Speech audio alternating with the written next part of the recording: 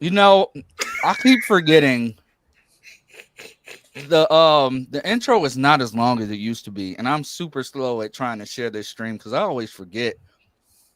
It's woke as Welcome shit.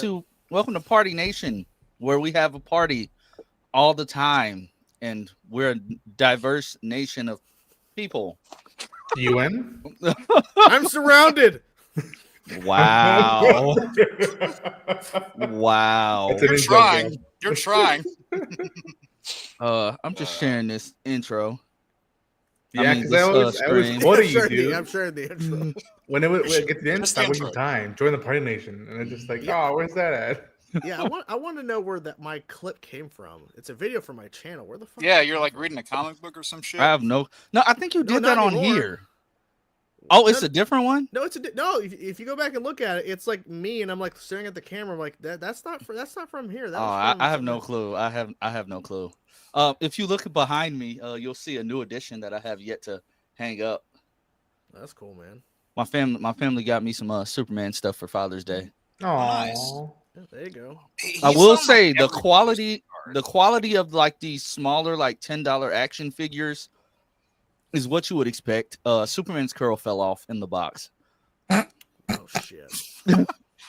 How does the curl fall off? The curl fell off in the box. I don't know. Don't worry about it.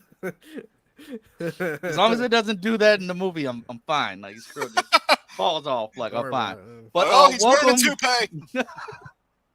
welcome everybody to the stream. Gonna have some fun today. We have a lot of topics. Well, No, it's we basically don't. like it's one big. Some No, we don't. there are topics that link together, but a lot of stuff did drop, and a lot of stuff is dropping today. Yeah, like minor stuff. Well, shut up. Lance, stop lying to the public. Yeah, you In like order- us, it's one thing. In order to keep the stream moving, at a good pace, I have limited Taj to having 3 words a segment. 3 words. you trying to silence me? Only 3. That's God five words. loves to talk. for some Don't make me reason. permanently go. Enjoy change. I'm just playing. Jesus. Okay, That's look, 12 words. Don't tip me with a good time, Taj, because I will take good care of you. Okay. Jesus Christ. Yeah, he always takes care of people. Yeah, I'll literally.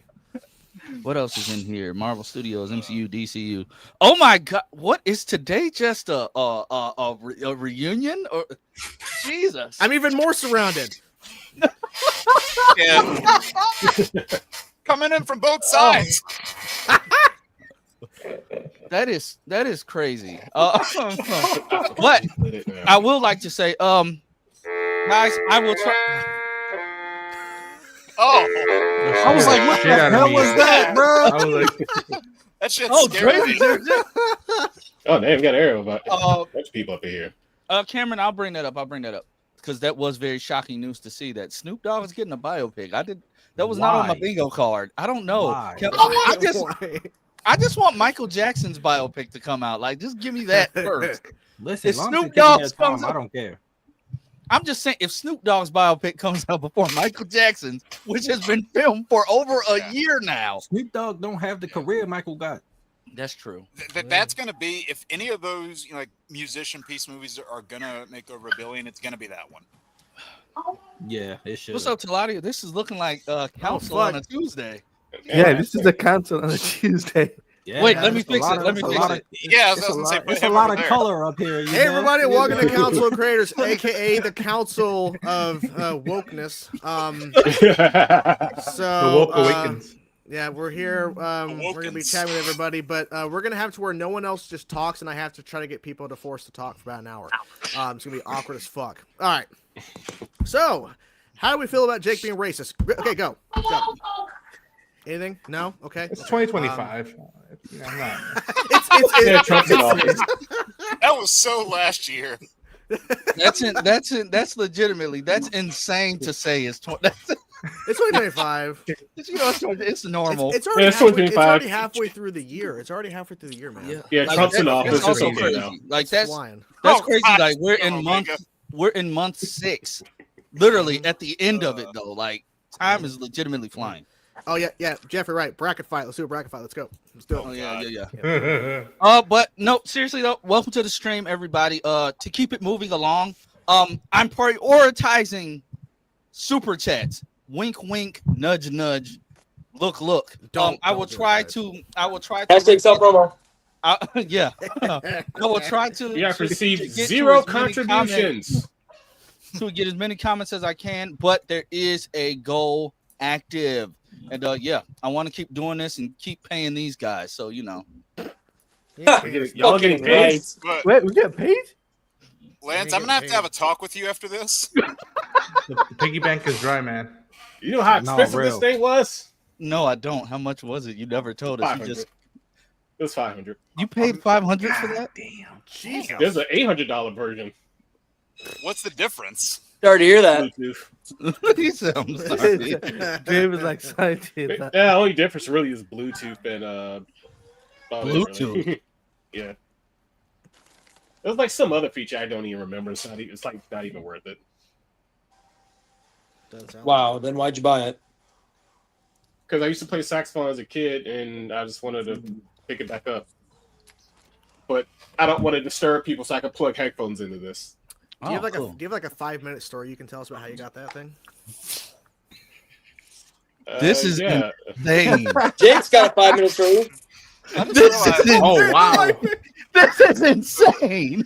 Wow! Anti-Jake over there, Jesus. I mean, Yeah. a lot of people are anti me. That's nothing new. Oh fuck! What are you cooking, Daddy? What is he cooking? Omega, is that a giant D&D What are dice you, what are you behind you? cooking, man? What do you got? Yeah. Just Yeah, random. It's like a bunch of noodles with some I knew it. sauce. Thinking about Johnny shit. What kind of sauce? Yeah, what kind of sauce? That's all I'm going. Red sauce. Red- Lance, red remember when sauce. you said you wanted to keep this thing moving? Oh yeah. This is not moving. First topic. Oh well, first thing that I have. I'll deep throw this banana right now. Oh my god. He likes That's There more we important bananas in than his go. the mouth. topic you want to do. He likes Foul bananas in his mouth. So first thing, you You're know not what? I'm wrong. just gonna click the first thing that I have up on the docket. In the land of DC, we got our casting for Clayface. Whoa. How does- Yeah. I don't know this actor. Same. Hawk sauce, thank you, Dalton. Hog sauce. Does anybody know who this is? Like, wait, Reese, is Hey, Arlo, he you wanna eat? is he the son of Kyle Reese? No. no, the guy that played the lizard? Ain't that his last name? No, that's his first name, Risa Fonz. I'm Oh. looking him up right now. They He kind of is- look alike. He's a Welsh actor. Let's see what He's he's in in. Suspicion, if anybody saw that. Television wise, he was in Doctor Who last year in an episode. He's in The Ken Gentleman Car. movie. Yeah, he's not been in a lot. I Well, mean, apparently, Yeah. James Gunn said him and Matt Reeves were blown away, and the normal idiots saw Matt Reeves' name and was like, "Oh my God, he stole Matt's name!" When it was announced that Matt was a producer on this movie months ago. But people are gonna rage bait.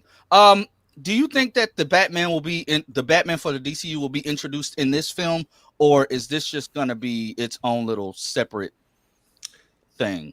I would, at the very least, I do hope what he does. Commanders do. Just mention or just show him, and then that's it. Focus in Yeah. on Clayface. Like Yeah, the that'll movie is probably be it. Clayface. That's my guess too. Do we think this is going to be? Wait, was the one in Creature Commandos? Was that Matt Hagen or was that Basil Carlo? That was Or did it say? I don't didn't think say. it did. I could I have don't swore remember. it's something of Bassett Carlo was mentioned, but I could be wrong. So Mm.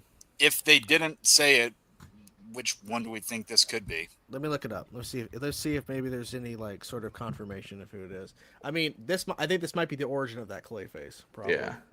Or Yeah, probably yeah. James deliberately chose not to name him to leave it Right. that open, but like, okay, in Yeah. case we do, Right. you know. Like, And if we end up seeing some feet of clay elements, oh man. Who voiced that's him? what Do we know Wolf who Langen voiced said. him? He's like, literally, those episodes are what I based my script out of. I'm like, good. Yeah.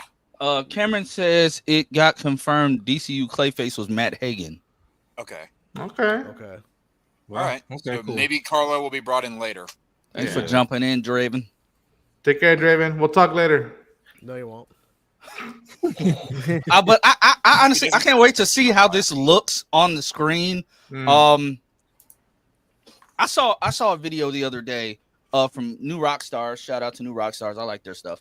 They were explaining like the differences in like the cameras and the different lenses and stuff that different directors choose to use, and the fact that people are talking about how the cinematography looks in Superman versus how it looked in Man of Steel and versus how it looked in, you know, the MCU productions or whatever. And like, I'm going to start diving deeper into like different filmmakers and stuff, especially the people in charge of these DCU films, because I want to see if it's going to be something like linear that they all look alike. I can't wait to see what this Clayface movie does visually. I can't wait to see how like Clayface, like, is this going to be an origin story, or does he already have his powers when it starts out? We already saw what Clayface is going to kind of like do because, well, I mean, we're already introduced to Clayface because of Creature Commandos. Yeah. So like bringing that to the big screen and in live action, I'm really intrigued to see how that's going to look. Is it going to be the same type of camera lens? Like, are they still going to do like the fisheye lens that kind of makes you look distorted in certain shots? Are they going to do that? Like, what's going to be the point of a villain film? Like that's what I don't want this to turn into like the Sony films. Right. It has to be a point to this, and I hope that they just convey that. I hope that we're sold on it. I hope that it's, you know, received relatively well. Like, that's all I can hope for at the end of the day. I think it'd be good with this movie if we kind of get that kind of a split, like you were talking about, Lance, how if there's like a sense of familiarity between the tone in all these films. I think if we got something like, because each of these films coming out is going to be very different, you know, different world, different characters. If we get kind of the way that the MCU was in its early phases, how like all those films were thematically and tonally different, but then you had something. So this is going to sound like a weird combination, but if you have those individual tones of those films mixed with a kind of air of familiarity of something that you saw in a TV series like Justice League Unlimited, where all those characters came from different worlds, but because they were all there and part of that same world that they're now in, there's an air of familiarity there. So if you can kind of mix those two elements, I think you've struck gold. I think that's what they're going to be doing. I mean, based on what James said about like Mangold was going to be doing Swamp Thing, I think you're going to see that variety. So like, the Clayface is not going to look the same as Superman, like lens wise. It's going to be a different cinematographer. It's going to be a different kind of vibe. Because if Clayface resembles in any sort of way Superman in terms of like the look, then you're losing basically any potential creativity that you want to bring to the DCU, because the Marvel has kind of fallen to that for a lot of their films recently, where a lot of it looks the same. So it's gonna look different. So and I think they said that like the whole thing of like I don't know what that they looked at like The Fly, like Cronenberg's The Fly, of like a monster movie, and I'm like, okay, if that's the case, then like even try shooting it like that and be like, all right, it doesn't have to be glossy or, you know, noir-esque. Just go and try that out and see if how that pans out. The king is here. I have a question. Yes. Why is the racist in between our two beautiful brethren? We're trying to convert them. You and I both know that's a lost cause. Yeah, kind of like your kid down there. Well, you missed it. So when I first jumped in, we were behind stage. He said, and I quote, "Thank God you're here. I was surrounded." That's not what I said. Close enough. That's not what I said. Close enough. What the fuck? But to answer your question, Dalton, we don't know. I'm just assuming it is. Right. I'm just assuming. I'm assuming it is. I don't know. Are we talking about Clayface? Yeah. Oh, okay. He got cast. That's how I feel. That's canon. It's canon. It's out there. Whatever. I don't know who the actor is. Fucking whatever. I think they said the director of Speak No Evil is doing it. It's James Watkins. Yeah. Well, I haven't seen it, but I heard it's good. Does that mean that the other articles about the script being rewritten were not true? Well, he clarified. Someone asked him like, "Oh, the changes are minimal and minor." I'm like, You know, I have a really hard time trusting you about script stuff, James Gunn, but that's just me. I was fascinated by that Rolling Stone article that came out before this announcement. Can we not talk about that, please? Because that's just one big fucking ego inflation for him, and I'm just fucking no thanks. That's Hollywood. But like that is Hollywood. you Yeah. know, That's Hollywood. Yeah. In his position, he should not be as active on social media as he is. You shouldn't be either, but we're still here. So I was shocked that they did address finally Wonder Woman and be like, yeah, that's like Yeah. we're going with that. That whole Wonder Woman and Batman are our priorities right now. That lines up with what I heard. So that tracks. Yeah. That tracks. Can Flash be a priority? That's my favorite hero. Nope. Jesus. After that movie, no. Yeah, we need a break. Yeah. I'm just gonna say I'm gonna let Phil pitch his Flash film because the man has good stuff. That's all I'm gonna say. The man has good stuff. But then we got the Warner Brothers Games has restructured its operations into divisions based on 4 key franchises: Harry Potter, Game of Thrones. Do they even have games for Game of Thrones? I don't. Yes. They're like strategy games. Oh, Yeah. okay. There is a Mortal pitch- Kombat and DC. They need to Mortal make an Kombat open is world dead Game of to Thrones. me. Oh my goodness. Yeah. There's a pitch for a Game of Thrones game from Warner Brothers Games Montreal. I do It know needs that. to be open world. Yeah. Open world. Yeah, that's what they Yeah. should do.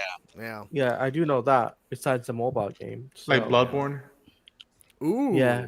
Don't tempt me with a good time, Ronan. That's what I want. Yeah, I mean, God. They ain't gonna- they struggled with There's not going to be Bloodborne 2. Hell, even That's not what he was FromSoft wants saying. to make- He was saying Game of Thrones and the Bloodborne kind of element. Like that'd be Yeah. fucking awesome. Yeah. Ugh. okay. I was about to say, he's like, Yeah. Sony don't want to No, I know they're not gonna. How do we Bloodborne feel no. about this though? Because it just seems like you just split the company, and then you're like, now you're saying, oh, games is gonna focus on stuff, but at the same time, the games you have been putting out have been pure crap. Because they've all focused on live service elements. Yeah. Yeah, and like I'm not the cancellation of the Wonder Woman game did not bold any confidence. So I'm like, all right, Yeah, let's see. so- Let me see a trailer, and then give me a release date, and then let me see gameplay, and then I'll believe whether these projects and announcements are Mortal going to go Kombat's forward. been ass. And Mortal Kombat's been ass as of late. Yeah. Harry Potter. Well, the current Harry Potter Legacy. game is actually pretty decent. I hear it's Hogwarts? Yeah, they're definitely gonna do another one for sure. Right. I don't know what the hell they're doing in Game of Thrones unless they do like some like a I don't know Shadow of War type game. I like the Lord of the Rings ones. Yeah. Yeah. Yeah. That'd be Which smart. those were hits. So if you want to Yeah. emulate those. I actually I Yeah, do have what to was the head other one? out. DC. Yeah. Oh, okay. Yeah, I do Okay, have to head out, but I just want to say I think this whole notion of like only 4 IP they're going to focus on, I think it's kind of limiting. I mean, actually DC's a big property, but at the same time, like there's other stuff they could do games on, and I don't know. We'll see what happens, but it makes sense. But they need to really figure their shit out because I mean, right now you put out another DC game or something, I don't know if I'm going to trust it. Like I just don't know. Like Yeah, absolutely not. you know, Yeah. whatever. So yeah. But yeah, I gotta go get some dinner, so I'll talk to y'all later. What do you, Take what do you care, have for Chainsaw. dinner? Check cash so I can't tell you. I Sim. can't tell you. Sim. Oh, okay. I know. I am. That's me. Y'all want to know what my dinner is? I'm getting out of here. Too woke. Booze. But sticking on the train of video games, I know this interested Taladia earlier, and it was a shock to me because, well, to me this game is basically dead. The game's dead to me. But they've listened to critics and fans, and they decided to drop some extra DLC. They dropped an original character God. from the Dragon Ball Legends games. It's too late, bro. Yeah, that's what I'm saying. Like, God. it's too late. Like, like Shallot. Okay, cool. Shallot's cool, but then again, why didn't you drop his brother? And the fact that they are like 2 of the most powerful Saiyans, you didn't show whether he could go Super Saiyan God, or anything, which he can in the Legends games. I don't give a fuck about that. That's where he's from, right? The Yeah. legend stuff. Yeah. yeah. Yeah. Man, fuck that shit. Sparking Zero worth getting into. I still haven't played it. No, No, no. I'm not even gonna lie to you, bro. Like I stopped playing it after they dropped the second Daima DLC, and they can't even bother to just do an English dub for the I voices. stopped playing after the first week. They haven't done a dub for that yet. No, and the show is out. The show is fully out dubbed. That's what pissed me off. Yeah, you have no reason not to do it then. None of the characters have English voices from Daima, and it's so weird. Wow, that's So they're dropping this is like extra. You can do an extra DLC, but you still can't tell us what's in the actual third DLC. You're not giving fans what they want. People want new stages. They want new game modes. They want better. The game died, and the fact that I can get on TikTok and Twitter and all I see is Sparking Zero. We all hyped for that. The game turned into trash. That's crazy to me. Because it used to be a time when Dragon Ball Budokai was like dominating. Yeah. Like this was the franchise That's 'cause that those everybody games were wanted to good. come back. Yeah. Yeah, everybody wanted the franchise to come back. It looked promising, but then they just dropped the ball. Yeah, The story that's the mode was issue. terrible. That's If I'm the being issue. completely honest, the story mode was ass. They Yeah. looked at what we wanted with Budokai, said, okay, we're gonna give y'all the fighting, but none of the actual Yeah. story play. Right. Yeah. And you're still getting new stuff with Xenoverse these days. So why can't you do it with this game? Exactly. The fact that Xenoverse is still, but Xenoverse has that problem too. They dropped Super Saiyan 4 Goku, but he's still speaking Japanese. Yeah, I don't get that.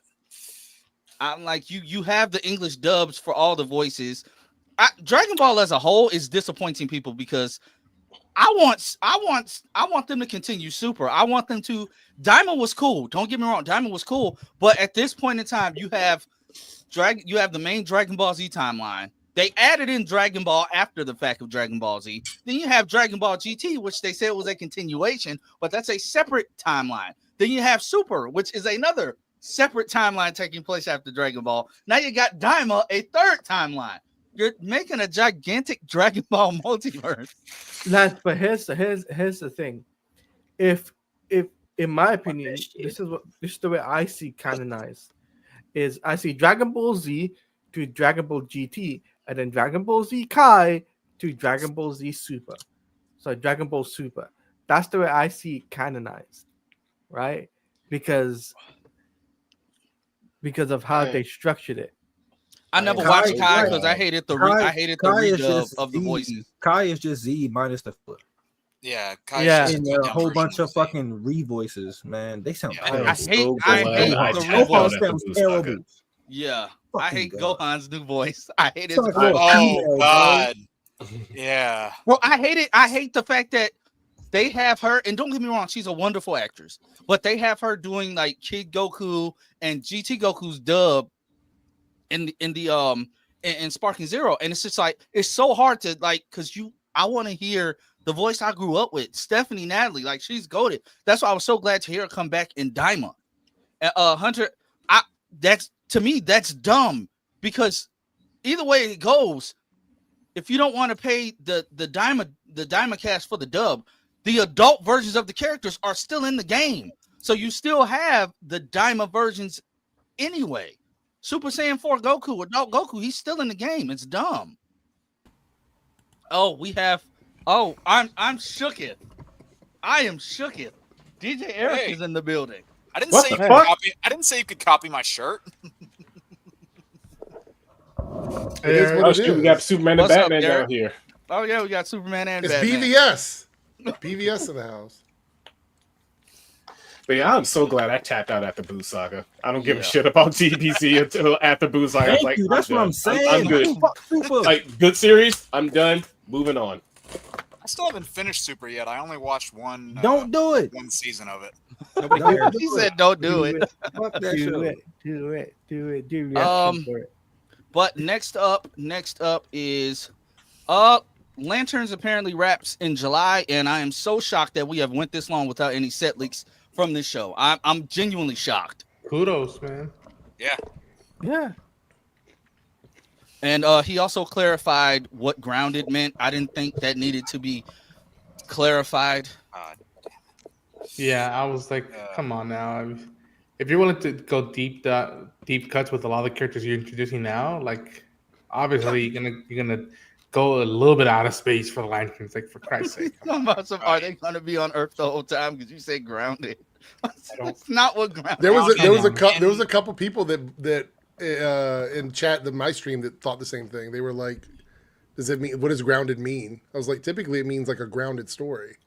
Yeah, typically. use the complete phrase, grounded in reality. But I'm glad he cleared it up. Last night on my stream, I was like, I'm glad he said something because people were confused about it for whatever reason. I don't get what's so confusing. And then you have people who get on here Because and the they X-Men movie start shook saying- people to the core. That's Yeah. why. The X-Men movie never actually took them anywhere.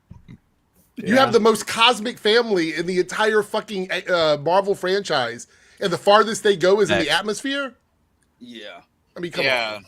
that was whack. that's why I was so pissed when freaking what's the guy who made the first 3 shitty X-Men movies? Bryan Singer. Bryan Singer. Yeah, when he said he wanted a grounded X-Men, like, well, how the hell do you ground the X-Men of all franchises? Thematically, they're already grounded. I don't know what else Right, you like need. they're grounded in reality. Yeah.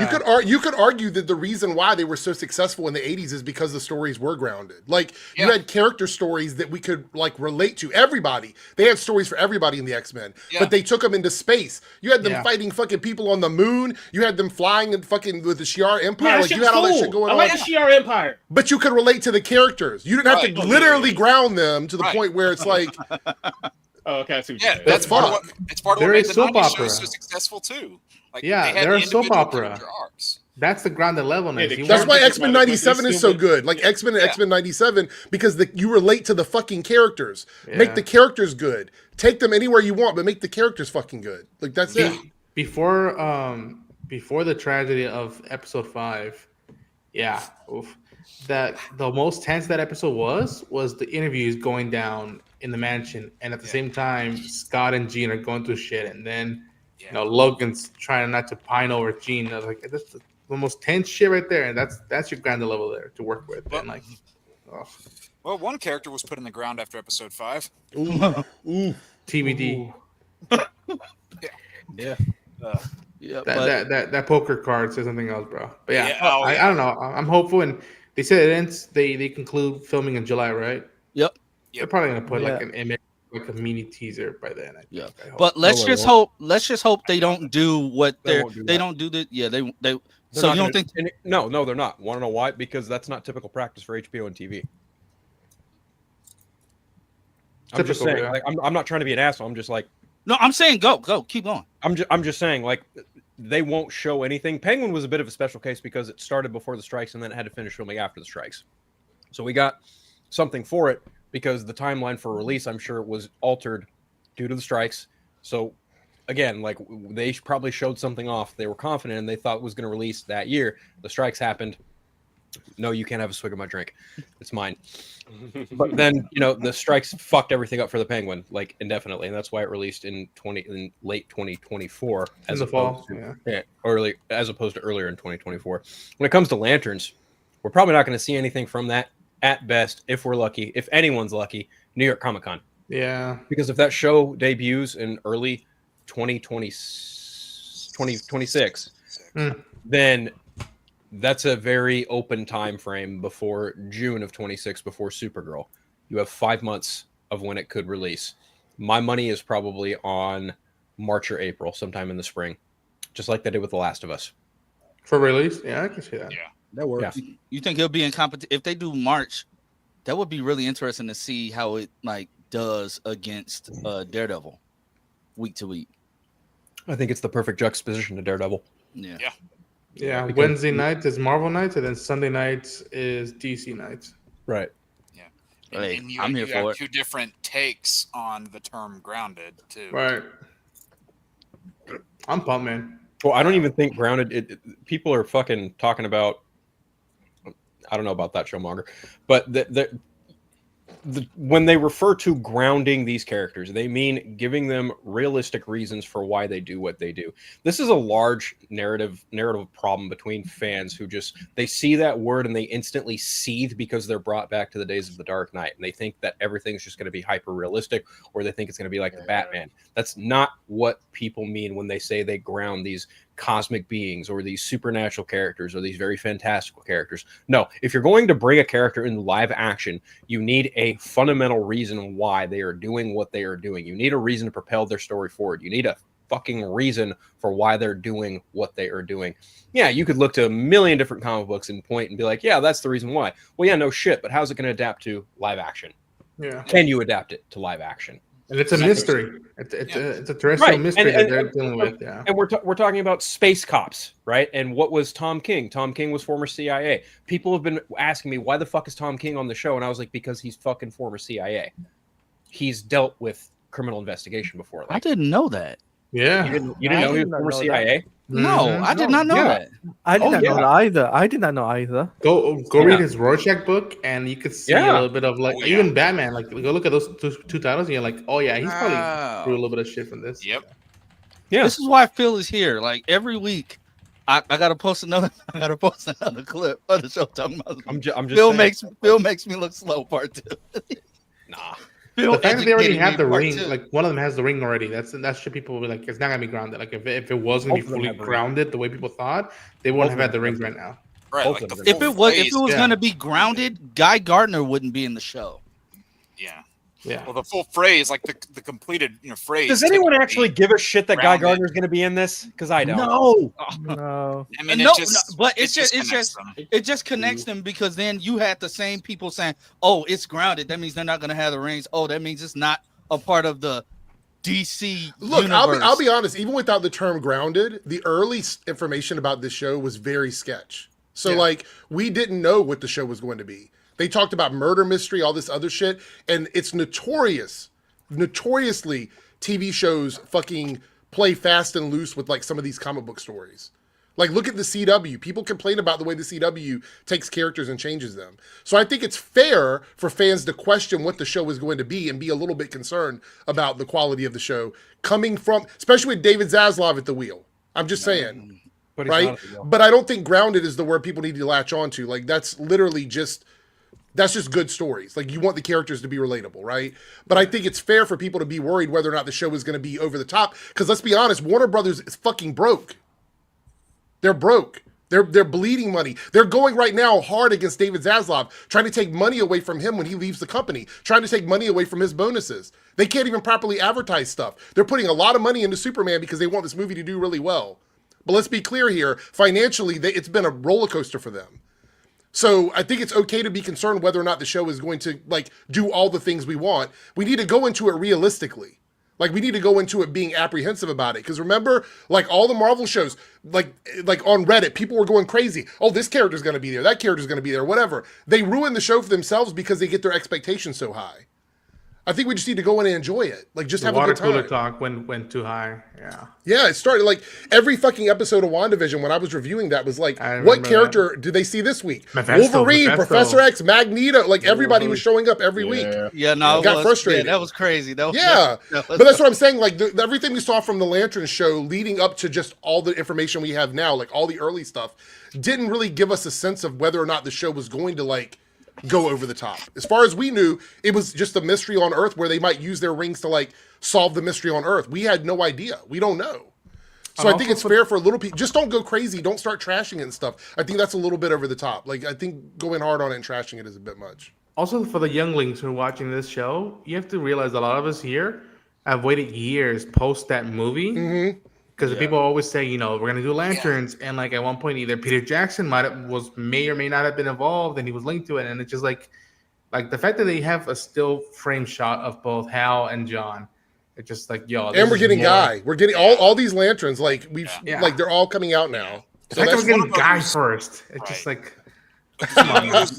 They took the wrong lesson from the Green Lantern movie feeling the way it did. They said, "Oh, because this movie didn't make money, people just aren't interested in the concept of Green Lantern or that character." No, that's not the case at all. Go watch the show. Go watch the animated series. Man, Hollywood notoriously takes the wrong lessons from any sort of like failure that happens for them. Yeah, I'm notoriously hoping that won't happen with Flash, because the movie bombed, but you also had a show that was the most popular show on the entire network at one point. So. But Jake, you remember Flash was that movie was greenlit like right after the Green Lantern movie, and it took all that time for it to come out. I think they kind of got rid of that goodwill with that movie because they hyped it up. They had was it Tom Cruise? They made Tom Cruise say it was one of the best superhero movies he ever saw. Some shit like that. You're out here doing that over that Flash movie, bro.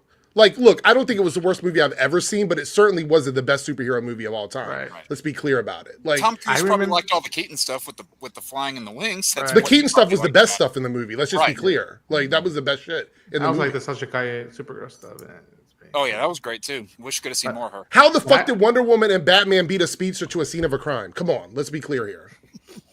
How did that happen? Also, I remember when they brought up full of babies.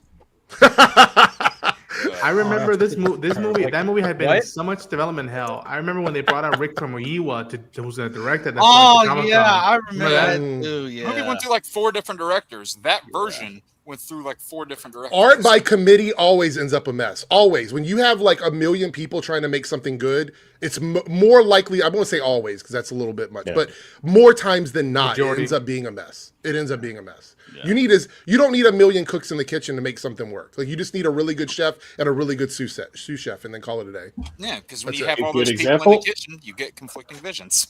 Yeah, great example. You have like 100 some odd people making Call of Duty, and those games are always trash. But you get like 30 some people who made clear up Spirit Expedition 33, and the game's fucking amazing. Yeah, it's so wild that small number made that game. That is. I can't believe you're comparing the Call of Duty. Mind blowing. Yeah, but I mean, the release. It's that thing of like, yo, when are we gonna take a break? Commit to something. Just like the studio side. You know what? I do want to point this out. Reading the comment from Dalton and what Phil said here, like the fact they thought in any world where like everything becomes a meme or something on TikTok, putting a baby in a microwave was a good thing for them to preview about a movie, bro. Like, yeah, that's crazy to me. Because out of context, they did it in reverse. Like I saw the videos where they had it in reverse and stuff where it would show, it looked like he was like turning the microwave on and shit. Like that's crazy, man. Like that should have never even been in the movie ever in a million years. I don't know if it's legend or not, but I remember hearing that back in the day, a Superman comic was pulled from the stands because in the cover or in the book itself, it had an image at that time of a super baby going into a microwave. Yeah, like didn't they change? What Disney movie is it where they had to change it because the baby went into like a washer? Lilo and Stitch, I think. That's it. That was right. Yeah. So like they had to change that for that reason because like people are dumb. Like why would you? Come on. They didn't want kids mimicking that. Oh, that's funny. Come on. But speaking, still speaking on that, when it comes to Flash, I was talking to Phil earlier because I'm like, eventually we're gonna get a Flash. Phil brought back to my remembrance that it's not gonna be Barry Allen. I don't think so either. So it's gonna be gonna be Wally West. Yep. So Phil, do you mind if I tell your pitch, or you want to tell it? Let Phil do it, please. Thank you. It's not really much of a pitch. I mean, I loved it.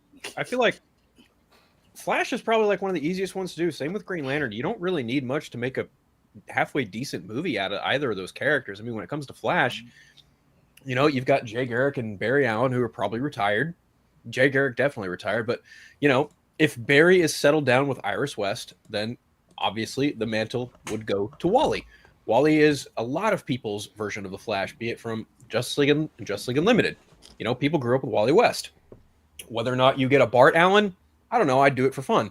But people ask, oh, well, who would you do as a villain? And it's like, don't do the fucking Iron Man thing. Do not do the same kind of concept as the hero villain thing. Fuck that. Do not do Reverse Flash. Do the Rogues.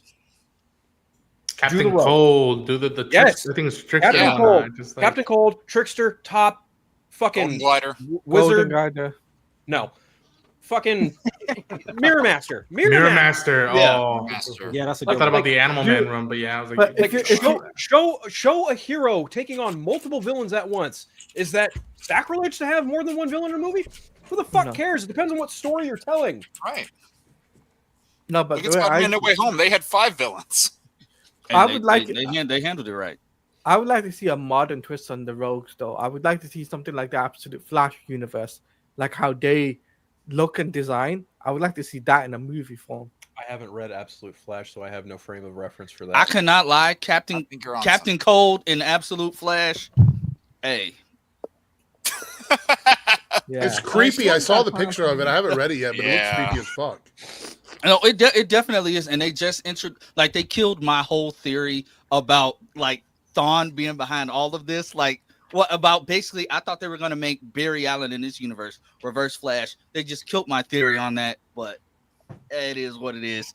It's still a good story. It's still a No, good man, story. I would kind of take a Blue Beetle approach to it. Like, have the Flash Museum, have Barry be the former Flash, and have Wally be the new up and coming hero taking on the legacy of it. Have the Flash costume in the fucking museum. Have the Reverse Flash in the costume in the museum, for crying out loud. Like, do it all. Showcase all of this shit.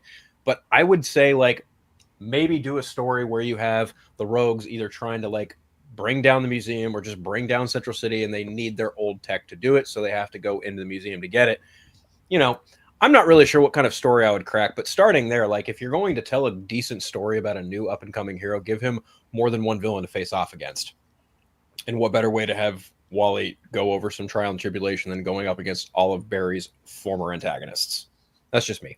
Yeah, that'll be and it'll be interesting because like going about in this universe, we know there are heroes that are older and there are heroes that are, you know, younger. So Right. seeing that it was previously 2 Flashes, you have 2 older Green Lanterns already. So that core's been out here. It's been metahumans for 300 plus years or whatever it is James Gunn Right. said. It's interesting because like some of these older heroes can look at Clark and be like, well, where the hell were you? Like, where were you at? We could have used your help. Like, what? Yeah. Like, Or like, why do we you need seem- you now? yeah, like you seem old enough. Like you seem old enough. Why reveal yourself now? Like, I think that'd be really interesting to see, especially with somebody like the Flash. Like, what if they make Barry like don't make him an ass, but at least make it like, okay, yeah, I had to give up this life because I wanted to focus on what I wanted to focus on. I wanted to focus on my wife. I wanted to, you know, if they have the twins, you know, if him and Iris have the twins, if he got injured, like it's so many different ways you could go about it to make it interesting. And if they want to just say, you know, cast Grant Gustin as a retired Barry Allen, I'm good with it. That's all Damn I'm it! saying. Now I want to see the Tornado Twins, Yeah, I want to see the real Tornado Twins. Dawn and Dawn. Yeah, that's a dumb name, but yeah, we'll leave it at that. But this also came out today, and this, I mean, it confirms the rumors. This But upsets this a bad is the- taste in my mouth. Oh man. Yeah, bro. Like this was when Draven sent this in the Discord. It kind of like it broke. It broke my heart. I'm like, you're not helping the fact that people already don't care about this show. You're not helping. They don't care. It seems like terrible. they just don't care. I just remember having the weird feeling when I heard that it had already been shot for so while, and I had a friend who had attended the last D23, I think, and they had shown and technically the teaser that came out not too long ago, all those years ago or that year ago, and I'm like, what the fuck are we doing? Yeah, This sucks. Yeah, it's Why like do you always do this with POC characters?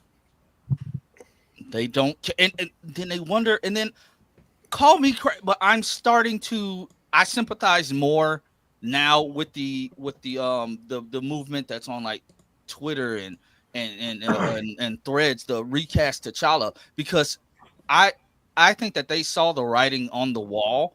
They're like, yes, we still have Wakanda, we still have all this stuff. I get wanting to have paid homage to Chadwick Boseman and all of that stuff, but when you're doing other, you know, people of color, like other black characters, you're doing like you're hurrying up and throwing her show out there. And yes, she said something about, oh yeah, she may be showing up on one of the Avengers films.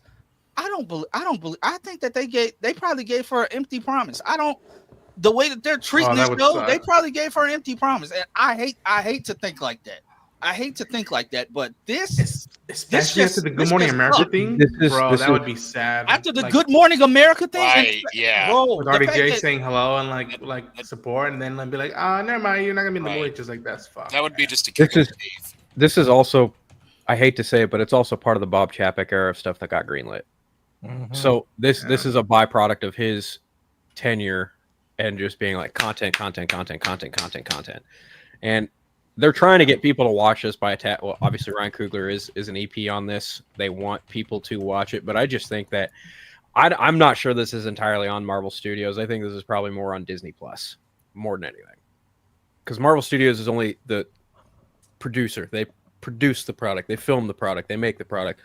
Disney Plus, in this sense, is the distributor, in a sense. So to me, it just feels like Disney Plus is more people. I would imagine some executives at Disney are probably looking at this like, well, we've got Fantastic Four a couple weeks later. Just get this out there as fast as possible, and that's pretty fucked up.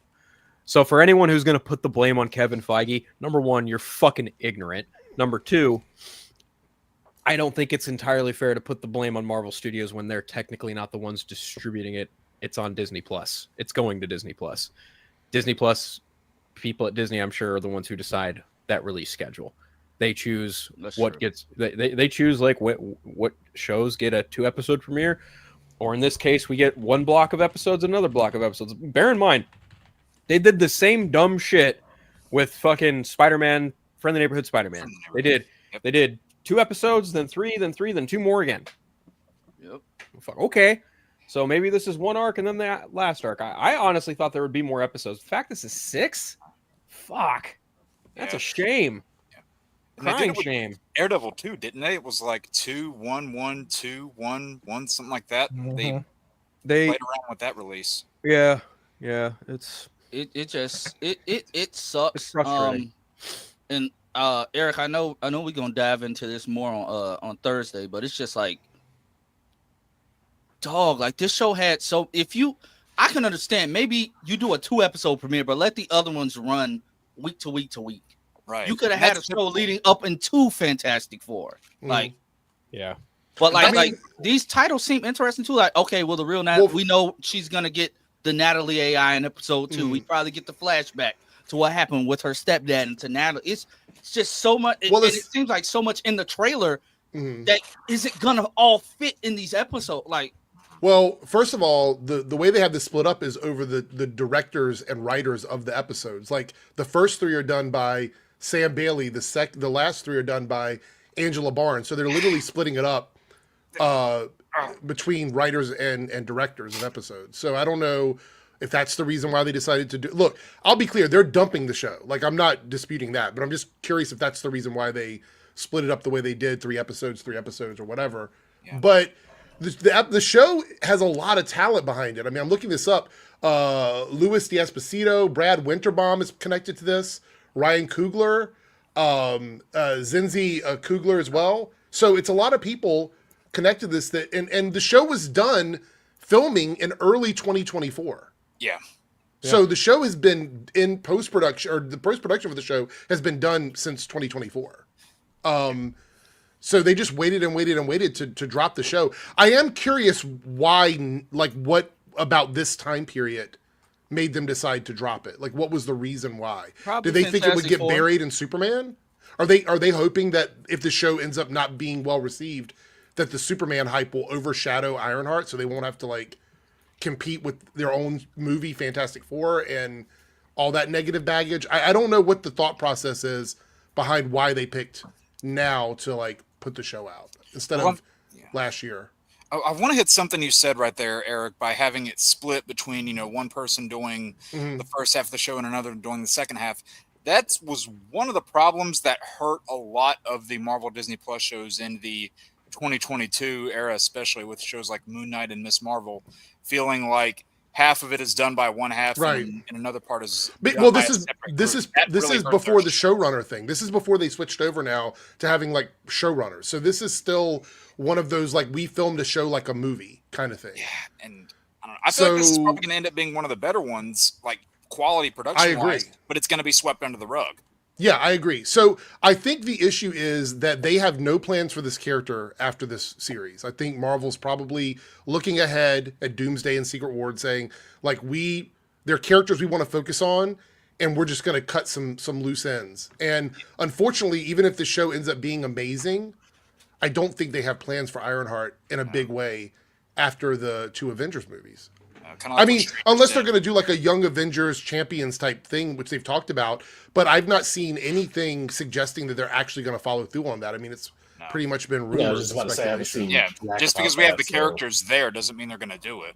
But I do want to point out that they had the actual writer from the first Ironheart run, Eve Ewing, as a consulting producer. So everything, like on paper, all of the components of this show are competent. Like there's no one involved with it that shouldn't be able to pull off like a good series. But I don't know, man. Like I have no clue. I do like Wakanda Forever came out 2022. So they really missed the ball on getting this show out.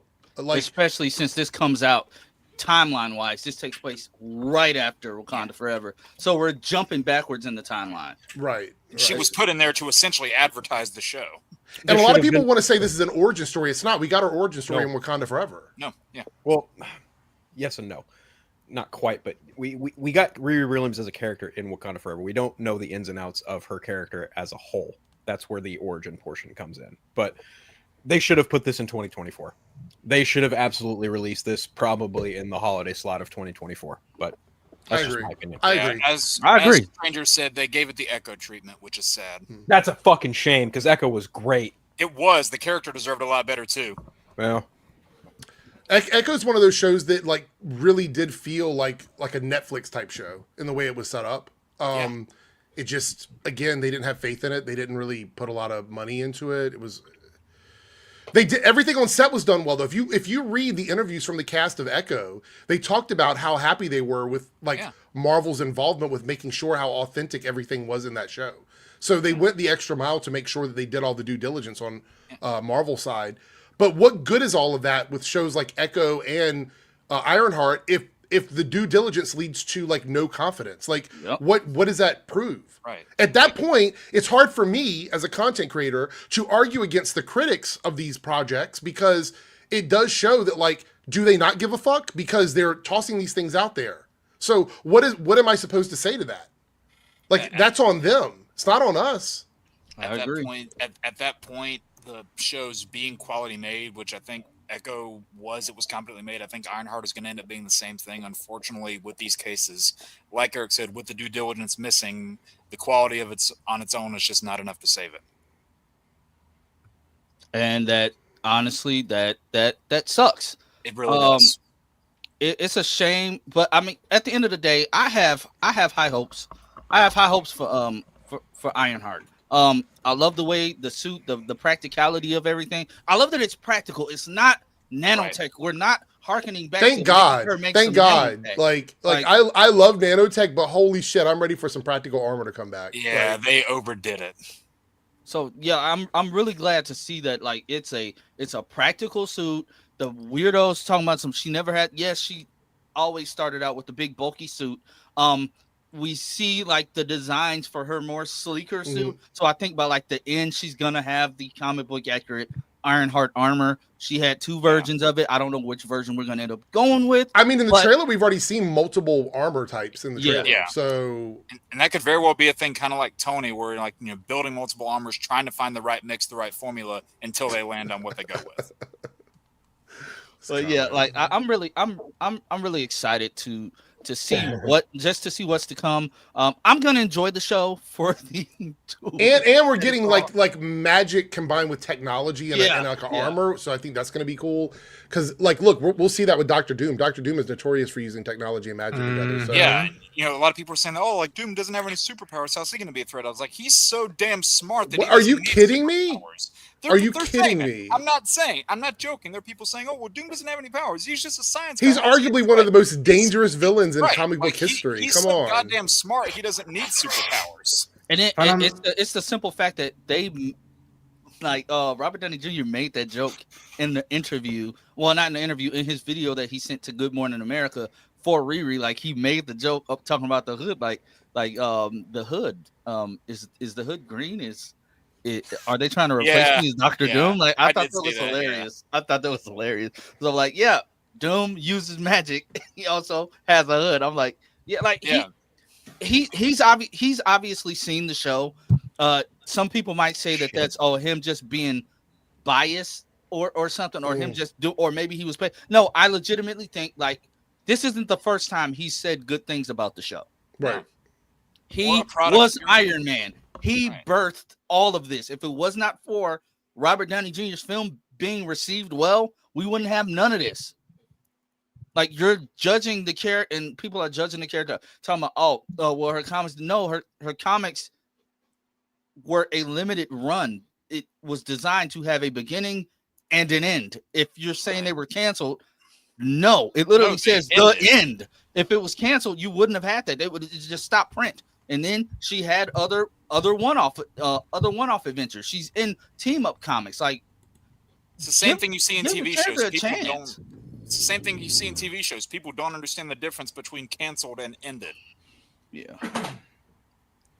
But before we move on to the ranking, because everybody's seen all the James Gunn news, I do want to talk about a very controversial Superman thing, though, and some of you all may be shocked to hear it coming from me. But shout out to Superman and Lois. They deserve more than this.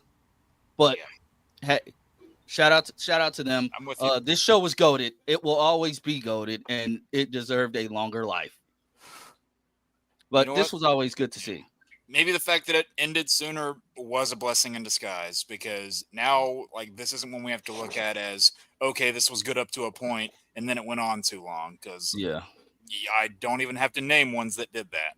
But the Flash. But after this year, the CW is not gonna be the same at all. They It's not the same now. Well, I mean, yeah, but we still have some of the remnants with All American. It's one remnant. But now they're like All American. And All American is not even the same show it used to be when it first came out. Is that show on like its 8th season at this point? What is that? Yes, and it's like a complete new, like it's like Gen 2 or some shit. Yep. Wow. But what I do want to say about Superman is after the trailer last week, which you know thing. Yeah, well, I think it was cool. Somebody also brought up a point that they don't think it's the teeth actually hitting the camera. They think it's the teeth hitting Lex's drone, because he has drones flying around so he can see what's going on. I'm not gonna lie, I look kind of goofy. Yeah, but I mean, it is what it is.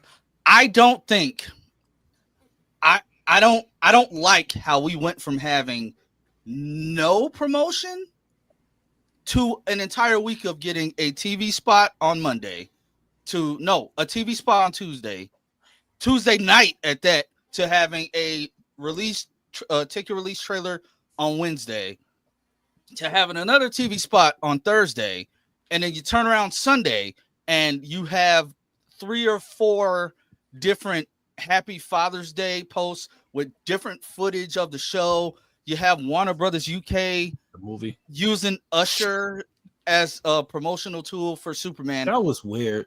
Yeah, I don't. You're showing too much. We're a month out from the movie.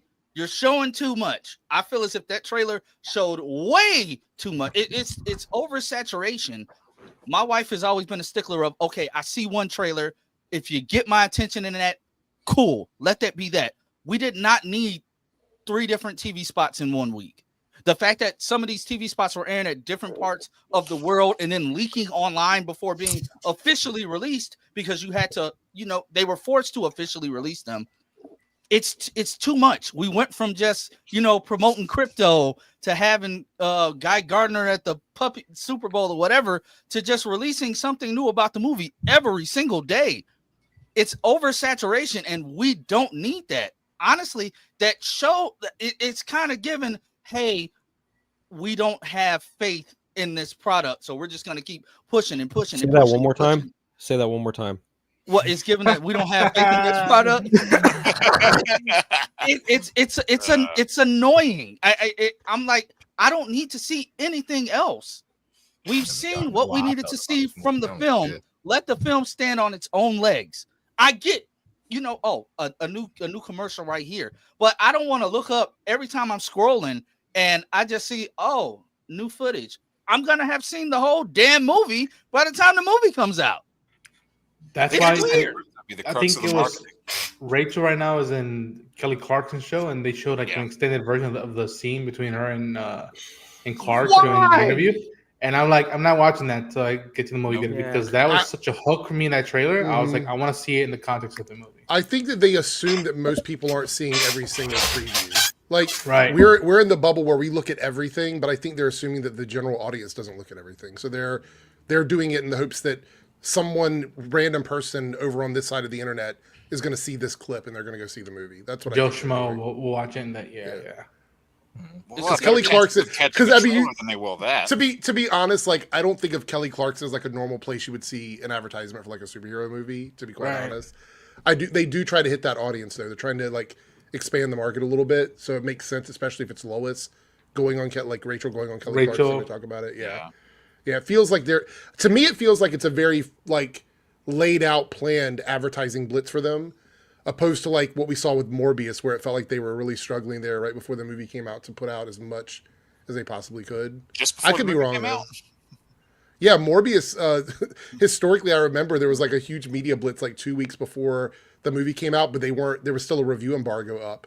I think the review embargo lifted like a day before the movie or something. So there was just this like weird thing where people were worried that they were trying to cover up the movie not being a good movie. I don't think that's what's happening with Superman, though. Said it before, I'll say it again. There's a reason Morbius came out on April Fool's Day. Also, Rachel's quote about people taking up roles in Superman, I love it so much. And it me reading it, it felt very much, I'm like, oh yeah, she's got the Lois Lane spirit in her like that. I love it. Yeah. From what I understand, from what I understand, the review embargo for Superman isn't even supposed to lift until possibly the 5th or 6th, something like that. Yeah. So once the press sees it before us in Amazon, that's actually not a good sign. Yeah. No. That's not a good sign at all.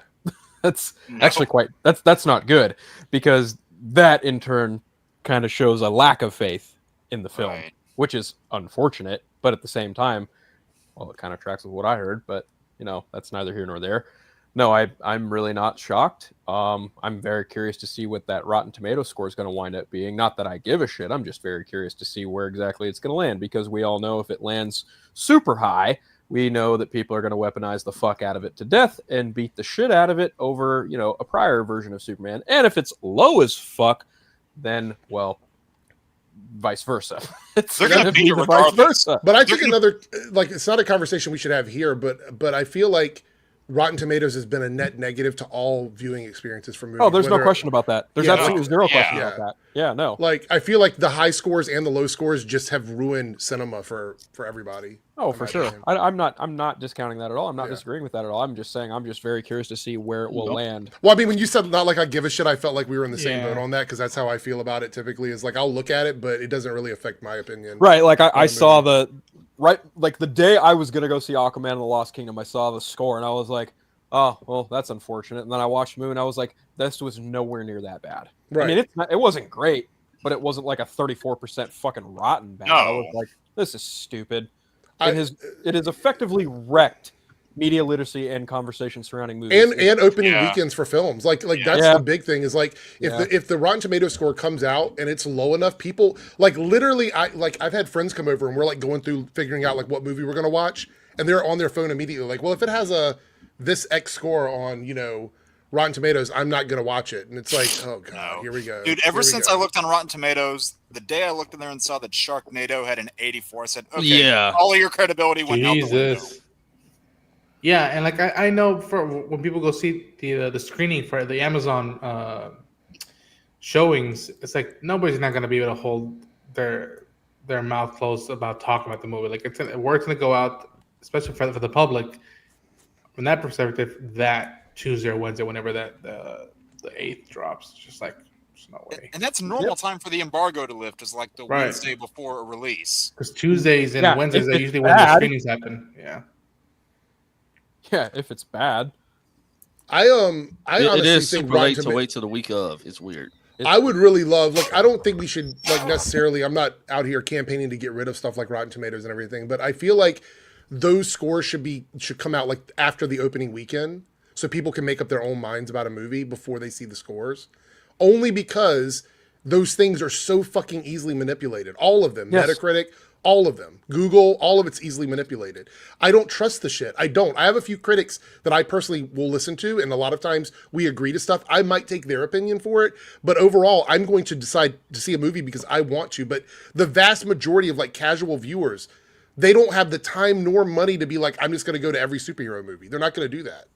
No, not in 2025. Yeah. Especially with the pricing. Oh, yeah. Yeah, when they're upping ticket prices. Yeah, no.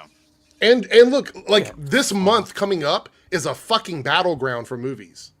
It is a battleground for movies. We have like at least 3 or 4 movies that are potentially huge films coming out within 4 weeks of each other. Yeah. There's some families that are only going to be able to go watch one movie that month. And it's like, kids, what do you want to watch? Want to watch dinosaurs? Want to see Superman? Or you want to see the FF?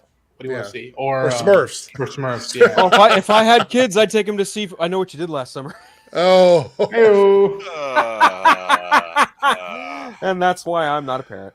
Yeah, I mean, like, it's the reality is, if you look at the numbers of the movies that are doing well this year, I've talked about this extensively. Like, the top 2 movies are family films, like Minecraft and fucking Lilo and Stitch, right? Yep. All the other movies are kind of on the struggle bus, except for like Sinners, but Sinners had a lower production cost, so it doesn't matter. They did well financially, even if they're on the lower end. And to be honest, their numbers are extremely high for a film with like not a big studio push behind it. So that's really good for them. But like, family films are where the money is. It's these individual people going out to movies by themselves that are looking at their wallet and going, do I want to go spend my fucking money? And if it comes to families, they're going to pick the movie they think is the most appealing to the whole family. That's where they're going to go.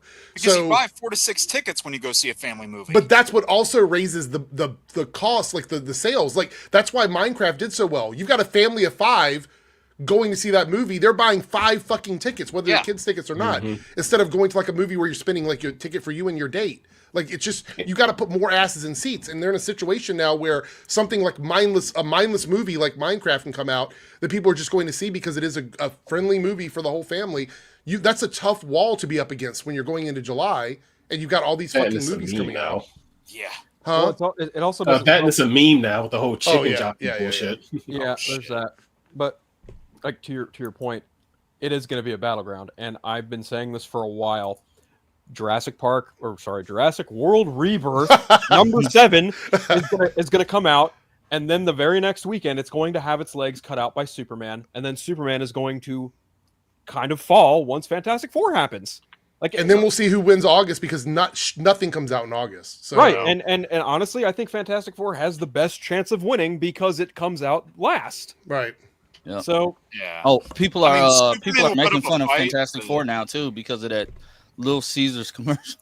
Oh, right. You can see the fucking Little Caesars guy in his hand. I'm like, what the fuck? It's a fucking pizza ad. That's great marketing though, because if a family wants a pizza, you've got a family of 4. I've thought about getting pizza today. Yeah. No, I want it, but it's like pizza on some. Oh my god, you're saying this looks? It's the Little Caesars near me has a family deal. Like, if you come in and you have a ticket from Fantastic Four, you get a free fucking pizza. Yeah. Yeah. Also, it's a pizza commercial. Like, and then all of a sudden, woman power. Look at Sue Storm leading the charge. Cause she was in the back seat of the car and she got to run out.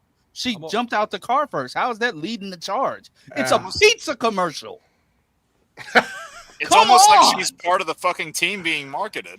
Also, fucking the nerdiest shit is that who is, up main thing in the stage, which again, if you're a nerd, especially an FF nerd, you're like, holy shit, they did it. They actually did the cover.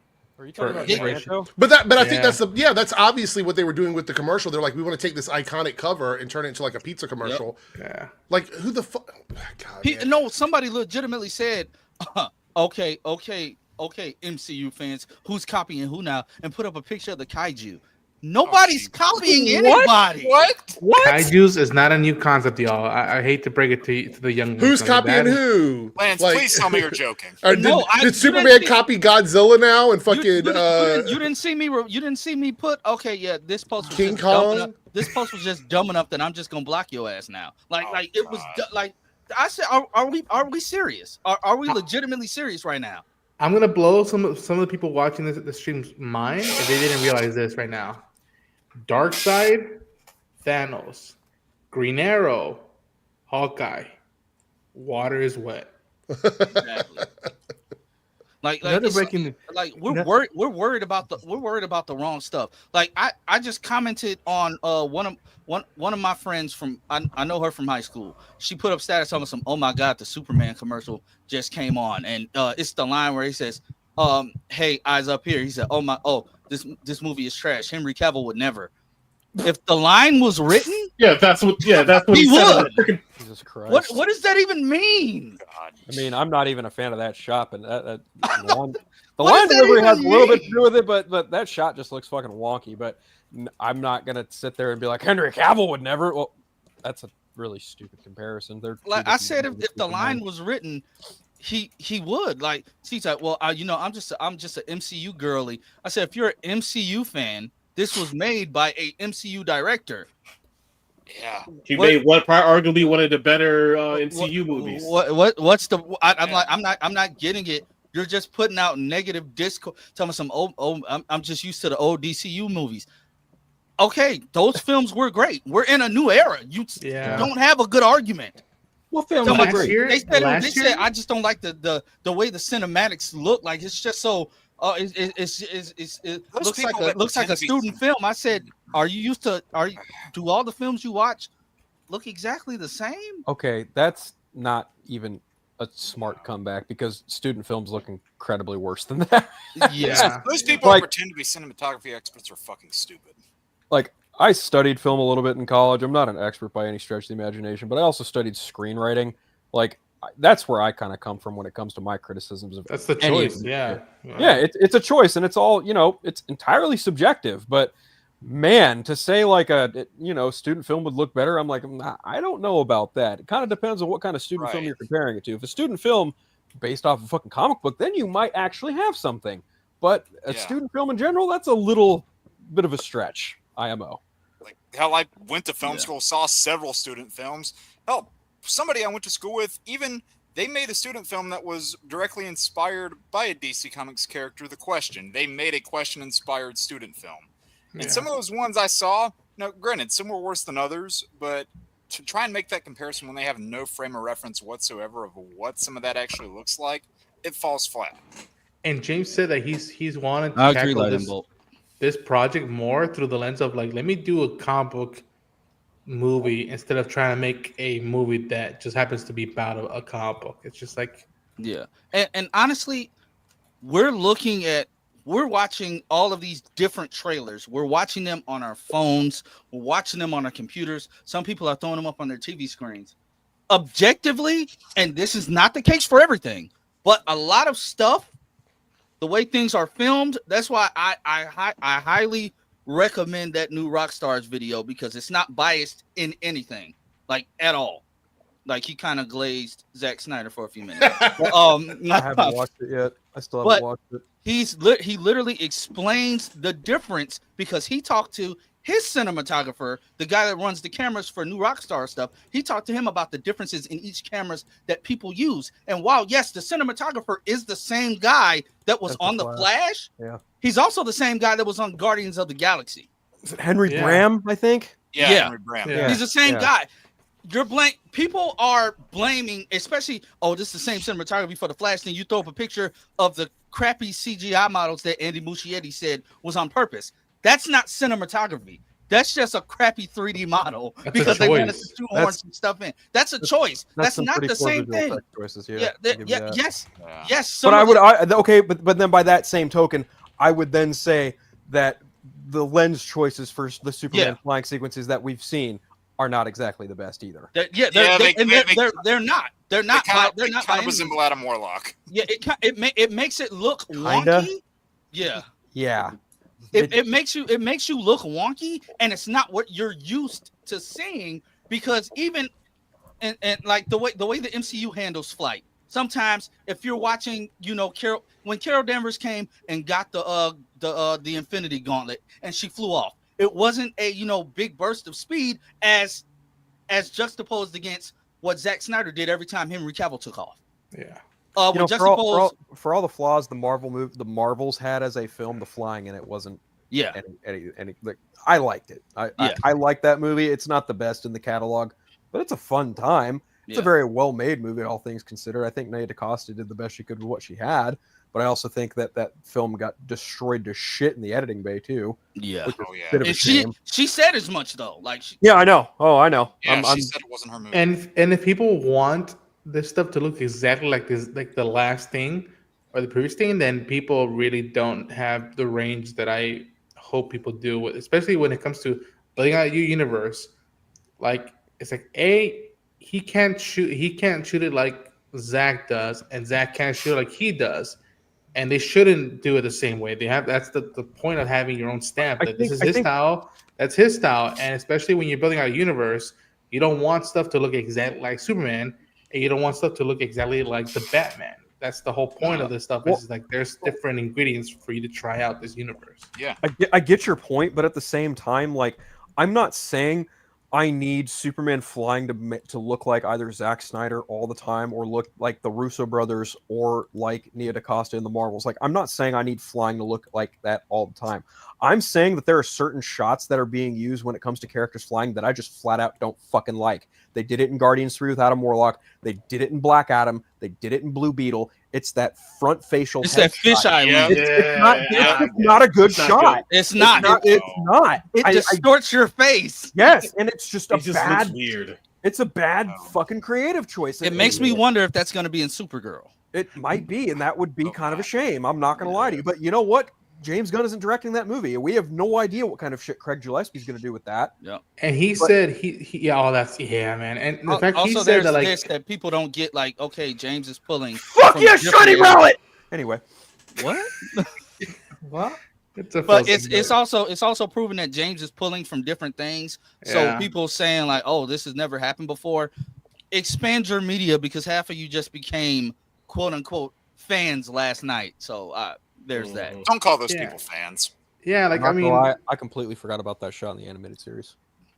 Yeah, and like, again, and I'm not saying that's what you were saying, Phil. I'm just saying that, like, for audiences who are like complaining, like, oh, they would never have done this previously. Shit. Ronan, don't mention words. It's not the audience saying that. It's the fucking Snyder Cult saying that. And even like to that point, like that stuff, I'm like, this is the guy. And again, for better or for worse, and we'll see what happens on the 11th of July. The guy kept saying for the longest time, Grant Morrison's All-Star Superman. Grant Morrison, All-Star Superman. It's just like, I don't know what more anybody can want as of now of getting a new take of Superman and a start of a new universe. So, damn. Well, I cannot get rid of this. It's All-Star Superman, yes, but then it's also a little bit of Superman for all seasons too. Yes. Because if he was just doing a straight up adaptation of All-Star Superman, that would, especially as like a first movie in a cinematic universe, that would not be a wise idea, considering how that movie ends. Right. But, or that, rather how that story ends, I should say. Hey, Mikey. Hello, Mike. But we're gonna jump into start this rating. Eric, I'm so fucking pumped for this. Last week we did a last week and the week before we did a live action DC TV ranking that made Taj rage quit and cuss us out. Oh, now we're doing animated. Oh, I'll definitely have more. Yeah, most of these I actually seen. Yes. Right? Okay. No, this week y'all not pissing me off. Let it be known now. Do not mind the Tropicana ad. I cannot get rid of it. What's wrong with your AdSense thing? What's going on? You don't got ad block? You don't? Is this presentation mode? Do you have this on presentation mode? No. Click presentation mode. Oh, hey. There we go. Oh, there we go. See, look at Yay. you learning new stuff. Yay. Okay. Eric All right. Tech support. So first, What shout out to exactly Jake. is this? Shout out to Jake for making this. It's just animated DC TV shows. No, I didn't know make what the it is. order, I'm by talking the about way. It first one. randomized it. Oh, the first. It randomized it. But the first one is Kite Man Hell yeah, never Oh, watched. I it. haven't seen that. Oh I haven't god seen damn it! it. I haven't seen this one. I've heard great things, but I haven't seen it. Yeah, heard Same. things. I haven't seen it. See. Okay. If one Eric, have person's you seen seen it, we'll let Kite them Man? do the Hell ranking. yeah. I mean, like 1 or 2 episodes, not enough to make a judgment call on the whole series. But See, I finished the series. See, It's good. Yeah. it's like it's not horrible. It's just Okay. see. I'll take it. If only So one it's like- person's seen it, we let them decide. Yeah. Okay. Legion of Superheroes. S, in my opinion, this show is goated. I'm sorry. Hell I love no. this show. I have vague memories of this show. It's good. I would probably. I'm watch not it putting right this now. in S tier. Hell no. Y'all about to trigger me. Here we go. I Wait a minute. know. Wait a minute. Let's go down. Hey, let's go down. Let's go down the I rank. said A. Man, I said I'm gonna A. say A. I Fine, think it's a great fine. show, but not S, yo. No. Hey, it's a between A and S for me because 2 reasons. It's got Yuri Lowenthal in this. So That's Mike, true. You're I allowed know to what. always- Yeah. Yuri I know Lothal's what in you- everything. No, he's not. No, No, he's no, no, no. not. He's played He's in Superman. damn near every video game. No, he's Hey, not. but, no, but Omega, he's played IMDb. Superman. Come on. Okay, so let's Well, go down. Megan's like, I'm going to IMDb. Okay, I'm let's, gonna prove your ass let's go wrong. down. Let's go Let's go down down the the line. line. Let's go down. Yeah. We'll and I'll just go last. I'll go last. So Jake, where you putting it? This show's good. I didn't like watch it religiously on repeat, but thought it was Fake solid. fan I'll wearing say a B. Superman shirt. Wait, what, Jake? He said, Yeah, I'm "Fake sorry. man The fuckhead down there cut me off. I said B. B. Okay. Okay, Todd? B. Okay. I put it in A. Okay. I haven't seen it. It's really good. You should watch it. Okay. Fake fan in here. Jesus Christ. Omega? Omega, have you seen it? I haven't seen it. Uh-oh. Taladia? Easy S. Ooh. Okay. Felipe? Look at Todd. A. Going with A. A. Okay. Eric. I'm putting it at A. Okay. Thank you. Mike? Oh my gosh, thank you. Mikey? I'm giving it a B. Ooh. To be fair, that's a fair. Like the fact that most people also don't remember it, and some people do, but I'm not gonna say compared to what else is on this list. We gotta be fair here. It's not horrible. It's actually entertaining. Yeah. It had its era. You know, Yeah. we're now in their Want a hot 30s. take? But Y'all want a really hot take? Oh, boy. I think the next movie that James Gunn's working on with Superman is Superman and the Legion of Superheroes. Ooh. I wouldn't be mad at it. I wouldn't be mad at I'm it. okay with that actually. I'm not mad That's at what I that. think he's working on next. Just don't use the Tomorrowverse movie as an influence. No. Please, God. Oh, God, no. There's a plethora of comic books to pull from before Mhm. even Oh, yeah. daring going into that movie. Oh yeah. All right, so So where are we going with it? I guess Hey. it's A. Most of us go to A. Yeah. Okay. Yeah. All right. S. S. Come on now. Mhm. Like, That Yes. S tier. S. It deserves way more attention than what it gets. S. S. Wait, You Eric can't- might have something different to say. S. For Oh, Batman yeah, of Beyond, course, bro. yeah, that's Like, what I come thought. on, bro. Like it. I still think about the romance I'm with, gonna say S too. with was it Ace or 10? 10, yeah. Yeah, I still think about it, be like, man, Yeah. like I wish she would have Yeah. fixed that. And that great moment in the alley where Well, her Mr. name's Wayne, Melanie. have you ever had anything like this? He's like, let me tell you about a woman called Selena Kyle. Lena Kyle, Oh. yep. That one episode Yeah, too that was where a good I, one. I can't remember who the villain is. Might have been Spellbinder, might have been Shriek, can't remember, but the one where Bruce thinks he's going crazy, and at the Yeah. very Oh, end he's like, "The voice is Shriek. calling me Bruce." The Shriek. And that's not what I call Shriek. myself. It's Yeah, Shriek. Shriek. Yeah. He goes, "What Yeah. do What you an call achievement. yourself?" Looks out. He goes, "That's Oh. my All right, later, man. Oh, Take care, man. Yeah, I got to jump out. I got to do work. See See you you, guys later. Take care. All right. Yeah. Yeah. Bye. Nah, I'm not long Love either. I that got so my D&D much. game in a bit. all right. Well, Yeah, who's that guy? enjoy your D&D game. That's for sure. Oh, not yet. Yeah, it's, Oh, it's, okay. I got like 30 Glad we minutes. got I would- to see I would- it. I would also say that like the episode where Terry meets the de facto future Justice League is pretty spot on. Like, Yeah. that shit's Yeah. fucking top tier. And Batman Yeah. Beyond Return of the Joker is still one of the best animated DC movies. Mhm. Oh, That yes. is a So fucking fact. good. That's I got a fucking hot take. I fact. actually like Batman Beyond more than Batman the Animated Series, and I grew up That's on both. fair. I can That's see fair. it. That's I fair. can see Yeah, it. fair, Fair. fair. Taj. That intro. Taj. Huh? What's up? What's up? Oh yeah. Oh, Is hold that on. the Oh Yeah. Oh, That is so this cool. is Where did you get that? That is nice. so clean. McFarlane, baby. Yeah, This show was so like what an uphill battle I had because you have to follow Taz, and now, yeah, man, yeah. Oh, Met the guy himself. He did This it was so the good, and Joe. great new villains, like even the kid that Yes. wanted the girlfriend in high school, and how much that was like fucked up and like, Yeah, this show was so fucking goated, man. yeah. Too damn good.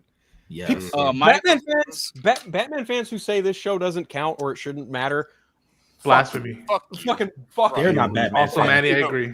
I was glad as mediocre as this movie was. Like, I was glad we got to see him back in the animated Crisis movies for at least a little bit. Oh, sure. As mediocre as they were. Yeah. Also, the connection to the story of Ace. Yeah, When from it's Justice being told. League. Yeah. Justice League, yeah. Woo! Every time. Oh, we got a peon. Whoever that is. This movie. What is it? Thanks for contributing to the view count. right, Thanks for watching. Thanks. For watching. Appreciate it. Arrivederci. You're getting his watch hours up. Yeah, thanks. So next up, the Green Lantern show. Hot take. I have not seen it in its entirety. I'm sorry. Okay, I thought you about to I've say seen something. part of it, but man, I really haven't seen much of it. It came out during the same time Young Justice season 1 or 2 was out. I heard about this. one and two. Well, it was coming out at And the same then- time as the movie too, so keep that in mind. Yeah. It was, from what I remember, it was fine, but meh. I'd say like C. I watched a good chunk of Yeah. it, like the majority of it. I say Let's like go down C. the line. Lance? Lance From said what he I've never seen- seen it in its entirety. I haven't seen it in its entirety, but from what I've seen, it seems Not like a very bad. faithful adaptation. It's probably like an A for me. Okay. I'm It gonna might get bonus sit points. down. I'm gonna sit down and watch this tomorrow in its entirety. You should, because I started watching I Batman vaguely Brave and the remember Bold, this. and I fucking Is love it? this shit. Is this on Max? I think should so. Should be. Yes, Uh, I think so. Yeah. Yeah. Because I'm gonna sit down and watch it in its Not for entirety long. tomorrow. I got the Blu-ray. be. Yeah. It should Not for long. Sadly, yeah. What really? Man. No, they take away Static Shock and mess, and I'm like, you know what? Anything's off the table. On the No, chopping I block. didn't see the yeah. crappy Green Lantern Well, movie. we I know don't why they see took the off Static show. Shock, but you know, It's not on Max. I just looked. Well, Well, I'm movies looking are, at God Prime. damn it. movies are different than television. The television deals and rights when it comes to producing and putting on streaming services. There's always deals in place, so it may not be there now, but it'll probably be back later because it is owned by the home company that produced the fucking TV show. So And also, to be fair, like a lot of these animated films are not even in Max. Like, That's like a anymore. lot of them. Like, most of them was, I think, you got like Justice League War and a few other ones, but like, most of them of the Superman DC animated Doomsday, film. yeah. Right. Prime and Hulu, yeah. Right, the Superman animated films, All Star Superman, whatever, the Superman versus the Elite, like, It's one of the best ones. Damn it. like, yeah, there's like some of those, like a long catalog of those are just gone, and they're not like, yeah, you can find them on, like, you pay to to watch it, whatever, but not on the streaming service itself, which is unfortunate, but it's a shame. It's definitely a shame. From what I So saw, where are we putting it? From what I saw B. this series, I thought it was B. fine. B. Animation was a little choppy at points, but solid storytelling. I'll give it a B. It's better than Kite Man, I'll say that. Yeah, Taj? I said, yeah. You can put it in C and B. It don't really matter to me. I go B. Okay, this one's gonna be controversial. Uh-oh, Mike. Omega, Taladia, Wait, it's about to be controversial. I would say either B or C. That's fine for me. From Okay. what I remember, it was fine. Is Jon Stewart in this show? No. No, I don't think No, He's no. not. It's just Hal Hal. Jordan. Yeah. And We a about Red to rank Lantern. in the Red Lantern. Yeah. And Razor. Yeah. Yeah. We about to Like- rank this next show. Please don't piss me off. So This is what part- this is what got my kids like loving Bingo. DC. So, Bingo. I was saying about your Bingo. I'll It's just about say real us. quick about Green Lantern. I watched the first half. I didn't finish all of season 1, but what I did see was great. So I'd probably put it somewhere in like B or A. But yeah, us and B. So Yeah, it was like teaching kids like taxes and everything, like on Cartoon Network and all that. So it was just like there was now during that time for all of us in the community, we're like, what the hell is this show and everything? We hate it. But over time, you know, you're seeing younger audience getting grasped onto this. But even then, even though there's a show that we all grew up on and everything, but I felt this show had his audience, and I feel for me, I'm not going to be, even as a critic, I'm not going to bash a piece of content that invites someone into the DC lore. For all of us, for some of us, it was Justice League Unlimited. It was Teen Titans, the original, Static, whatever. For some people, it was the original Batman animated series, and some people it was Adam West. Whatever is your avenue, that is your avenue, and I think it's a testament to the fact that because of that piece of content, you're now open to this whole world. But I will not diminish the show, even though it was not for me. It has his moments, and it has its importance. Yeah.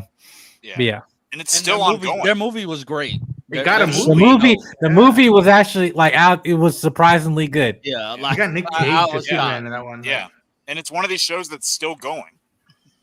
Yeah, so are we? So I'd say. Can we go down the line, please? Yeah. Yeah. Yes, sir, King Phil. I'm sorry.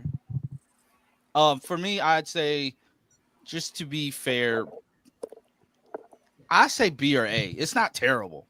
It's not. Jake? Go B. I didn't think this one was bad. Again, kind of like Mike, not for me, but like pretty much a lot of these down here, this did serve as a lot of younger people's entry point into this whole thing. And because of that, that's the beauty of this whole thing. There's so many different pieces of media that people can enter in at different phases in their life, different points in time. Everybody's going to have that thing that they hold on to. I'll give this one a B. It's not one of my favorites, but I can appreciate what it did. Tosh? Man, get this. I hate this show. Put that shit. I knew that was coming. Man. I knew that was coming. Like, listen, I'm all here for kids getting into shows, but I'm just like, no, man, this show not good. Man. We ranking it for us. I ain't trying to say F them kids, but F them kids. It's about us. Wait, what did NTF couldn't hear? I partially saw a tiny bit of it. Again, I was phasing out by the time it came out. They pissing me off. I'll probably go either B or C. Like it's good and it has an impact.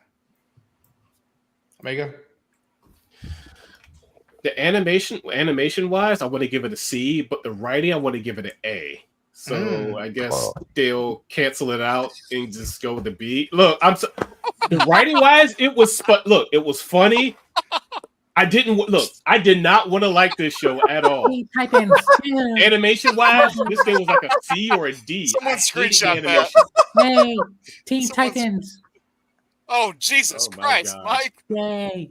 Teen Titans. Go. That's terrifying. Sandwiches. P power. Oh, that's Flash CGI right there. Oh God. Okay. Who's next? Taladia. Wait, no, Taladia. Okay. I'm going A. Oh, okay. That's a choice. Teen Titans. Go.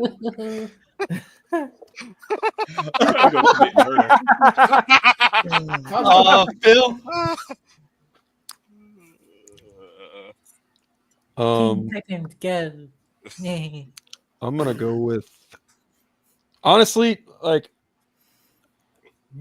okay, my 5-year-old nephew can watch Batman the Animated Series, Superman the Animated Series. He has no fucking desire to watch Teen Titans Go. And that's the target audience for that damn show too. So I mean, I think it has clever moments. I think it's got some clever jokes, but overall, like, it's not the Teen Titans show I grew up with, so I'm kind of like stuck between a C and a D. I think I just think it's a little too goofy, honestly. Rational thinking.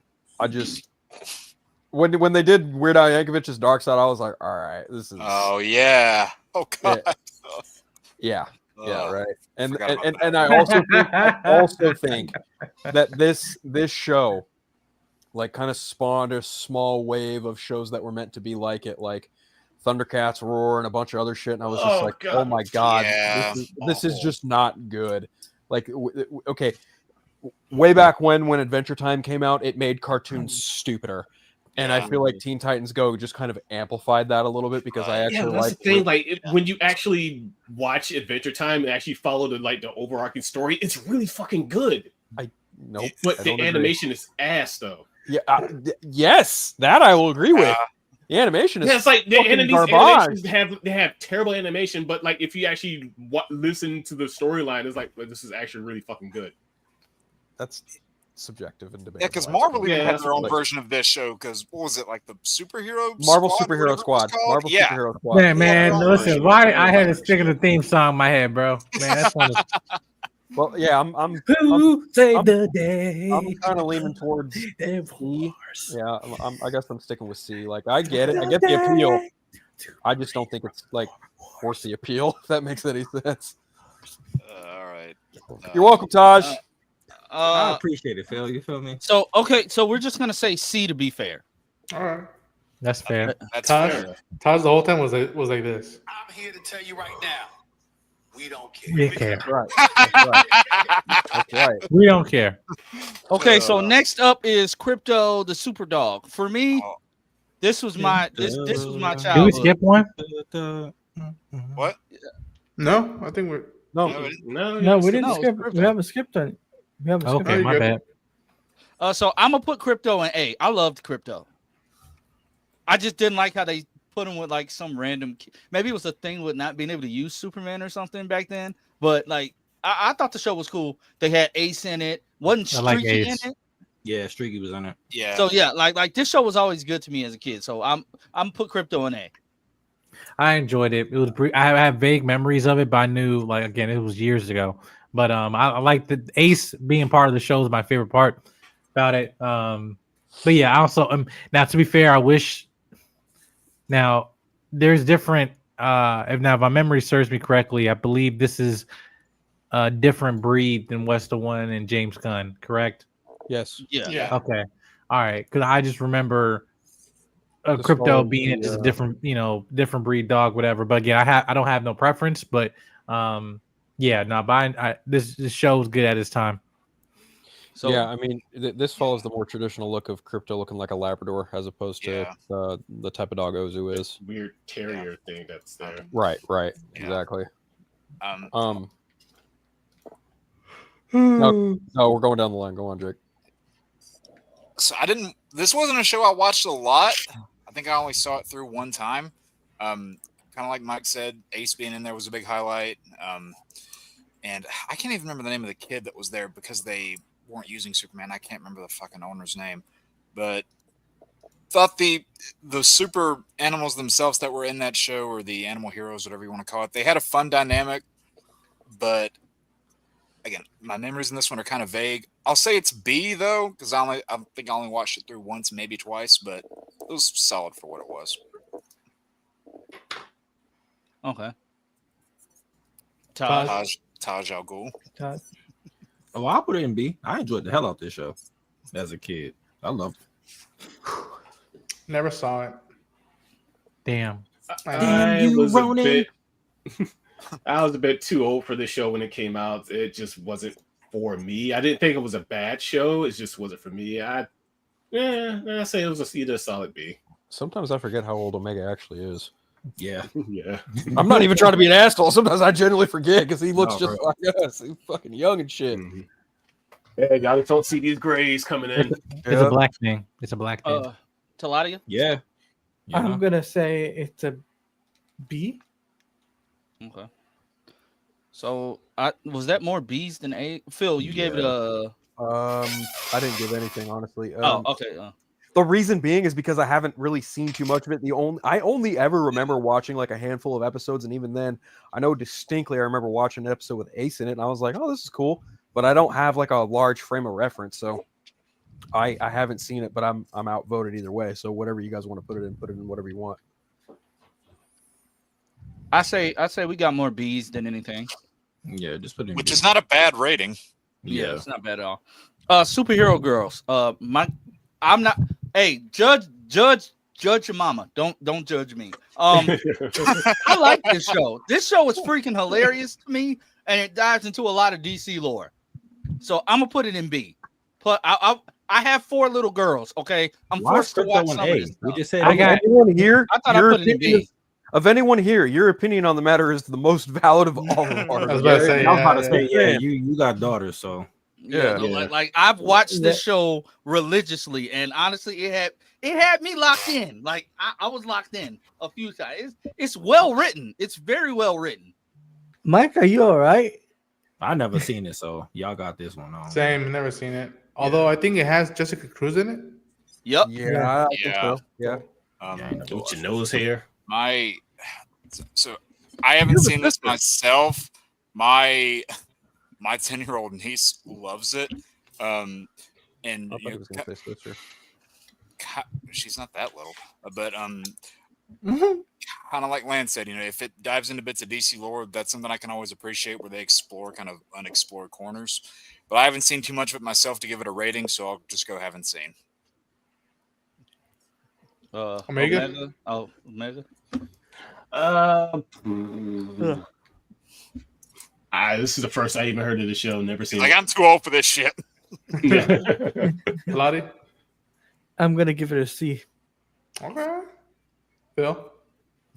I haven't seen it. Mikey? Staring into your soul. Let's move on. All right. Wow. I'll, glowing recommendation. I'll put it in. I'll put it in B. Okay. Okay. That's fair. Batman. This show was short-lived. Beware the Batman was short-lived. Yeah. Short-lived. Also, Yeah. odd animation. That's the only time you saw what's the girl, the villain that popped in the Penguin in episode Magpie. Magpie. Yep. Yeah. Yep. That's not the only Yeah. time we've seen her. Magpie was in Batwoman. She was in Gotham too. Animation, I think he meant. Yes. Oh, yeah. Yeah, I think animation. Yeah. Yeah. She might have been in Young Justice. I She think might so. have been. She might. I don't recall, but she might. Oh, you know what? I think she was. She might have been in the Young Justice comic, but I don't know about the show proper. I She might do have know looked in that Batman, girl Superman, show. Public Enemies, she's dead. Damn. Yeah. Yes, She could have very well popped up in that superhero girl show too. Yeah. But so I'm gonna give Beware the Bat. I'm gonna give it. It didn't have any lasting effect on me. I'm gonna give it a C. Okay. Jake Sully. You definitely weren't wrong when you said odd animation. It was one of those ones around that time that tried something different with its animation style. I can appreciate that they tried something different. Visually, I don't know if it worked for me. Story, I thought it was interesting for what it was. I would have liked to see it go further. I'll give it a C though, but we didn't really get to see much of it. Big head, little heads, big upper bodies, and tiny torso. Yeah. Wasn't his partner Katana in this movie? Yes. In that show, yeah. So Katana weird. was in that Show, not movie. Show. So weird. Tosh. I ain't never see it. Oh, Ronan. Same. I saw the commercial. I saw the animation. I was like, I'm not watching this shit. I thought it was a movie. Yeah. No, it's a TV show. Yep. This shit look ass. I was like, I'm not touching it. Well, it only lasted one season, so Yeah, it was only 13 episodes. That just proves my fucking point. I heard of it, never seen it. Taladia. I've only seen a couple of episodes, so kind of had to put it in a C. Phil. This is by and far one of the most hit-miss Batman TV shows I have ever watched, as far as animated Batman shows go. It has good things in it, but I do think that there are a lot of creative liberties taken with a lot of different Batman characters that I just wasn't really a fan of, especially with like Mr. Professor Pig and his little henchman. I was like, I get it. I get what you're doing. I get why you took such a creative change with this character, but at the same time, I'm just like, I've literally seen the comic book this character popped up in, and it is a fucking far cry from that. So, I think for me, I'm probably going to be with everyone else. It's a C. Like, there was a lot of potential there, but there was also a lot of wasted opportunity. I will say, though, that the League of Assassins and inclusion of Slade Wilson in this was actually a really nice refreshment. Oh, yeah. But other than that, well, okay. They had Kurtwood Smith as Jim Gordon, so that was pretty cool. But other than that, the voice cast wasn't even anything to get, kind of happy about. That's about it for me. Probably C. I forgot they did the whole Slade League of Mike? Assassins thing. Yeah. Is he there? So, No, No, Mike. No, he said he'd be right back. So oh well, then we're just gonna throw it in C. Yeah, Justice League. yes, just put it up there. Let's group both that and Unlimited together. I mean, but they're kind of different shows too. Like I get it, Yeah. but I don't know. But let me say this: that like, thank God I discovered this show because I didn't just think DC was just Batman. Like now it opened my mind to like, I love Hawkgirl. I love again I know Metamorpho because of this show. Like The Question and Black Canary. It's my favorite romance. Like what the fuck? I'm Black Canary. Huntress. Huntress. Black Canary's Green Arrow. When that happened. Black Canary's Green Arrow. Yeah, Double Date, written by Gail Simone, which Yep. one of my That favorite episode was films. amazing. yeah, I I'm kind of with Ron on this. I wouldn't know who Green Arrow was if not for this TV show. Pretty sure that's where I got introduced to him as well. Same. And again, just League Unlimited, like it took you away from the All Stars and made all the backups the All Stars. Like Yeah. just Like, and the Red music. Tornado especially gave him a lot of depth. Yep. Yeah. Oh, what's the other one? Moana guy. The one Moana that can, Beast. there you Moana go. Beast. Yeah. I remember when I read Animal Man, I was like, "Oh shit, it's the Justice League Unlimited dude." I was just like, Yeah, and then Legends of Tomorrow, fuck that character 10 ways over. and dude, Yeah. the romance or potential romance between Diana and Bruce, I was like, "What the fuck?" Oh, the Justice Lords episode is one of the best two-parters they've ever done. it's so good. Oh God! Yeah. That was so good. When Bruce is driving down the street with the other alternate Batman, and he just they fight in the cave, and then Batman just gives in. He's like, "You win," and then they're driving down the road, and they see an old man just get handcuffed for fucking like getting loud at a restaurant, and then Batman just looks over at Justice Lord Batman and goes, Yes. "Yeah, they'd be proud, wouldn't they?" And he goes, "Who? Mom and Dad." Yeah. Yeah, like, is this your kind of yeah. justice? I'll say you know this. what? I'm watching this tomorrow too. Thanks a lot, Dude. guys. And I have a lot to watch. The Thanagarian Wars and stuff. Yeah. Bro. Yeah. Dude, Oh my that God. is my novella moment So right there. good. When I saw what Hawkgirl did, I was like, "How dare you do this shit to us?" That This pissed show, me off as a kid, bro. So mad. DG watching, Podcast brought it up. They're like, "I still have trepidation of that." I'm like, "I get it." I think it's the penultimate season finale for this one where you have that sequence where Flash just runs around the world completely after what happens with Luthor. And that sequence really made me in awe of what you could do with speedster powers, and especially a character like Wally. You have this really likable, cheery guy with this power of a god that was just a really fun complex. That's one of the things that made me fall in love with the Flash as a character and the whole wider universe. Because they showed you that it was more than just Batman and Superman. They showed you the whole world. Yeah. Dude, the Solomon Grundy episode. Oh, yeah. With Fate and Hawkgirl, yeah. The one with the Justice. I forgot that the. episode though. Yeah, dude, the one with the team with John, how he feels bad that they gave their lives for them. They're stuck in this one place with this deformed dude. Like, oh. Yeah, and when they had like their own version of a comic book Justice League, the Justice Guild. That's the one I was. It was really fun. All right, gosh, we're gonna stay on this too long if we don't. Hey, yo, I'm not gonna lie. Next week we're gonna just glaze Justice League and Justice League Unlimited for a little bit. Like we got to. Yeah. So Vixen, I didn't hate it. Never saw it. I liked it. I liked did it for what it was. I enjoyed it, and I kind of wish they would have done more with More of not them, only yeah, that, like- like more of them. Yeah, because that CW Seed animated stuff, that specifically good, Vixen, it was fun. Like I wish they would have done more with it. It's better than the follow up. I will put it in. Me personally, I'll put it in B because they should have done more. Yeah. These episodes are so short. It's like they're all 5 minutes. There's only 6 of them, so. But they were so really, good though. Like you don't really get a lot of time. The animation was great. I love the way that they brought the live action characters to like in animation. Yeah, that was it fun. was so good. That was fun. Oh, gee, Should have gotten more of that. I wonder where James Gunn got the idea from. Yeah.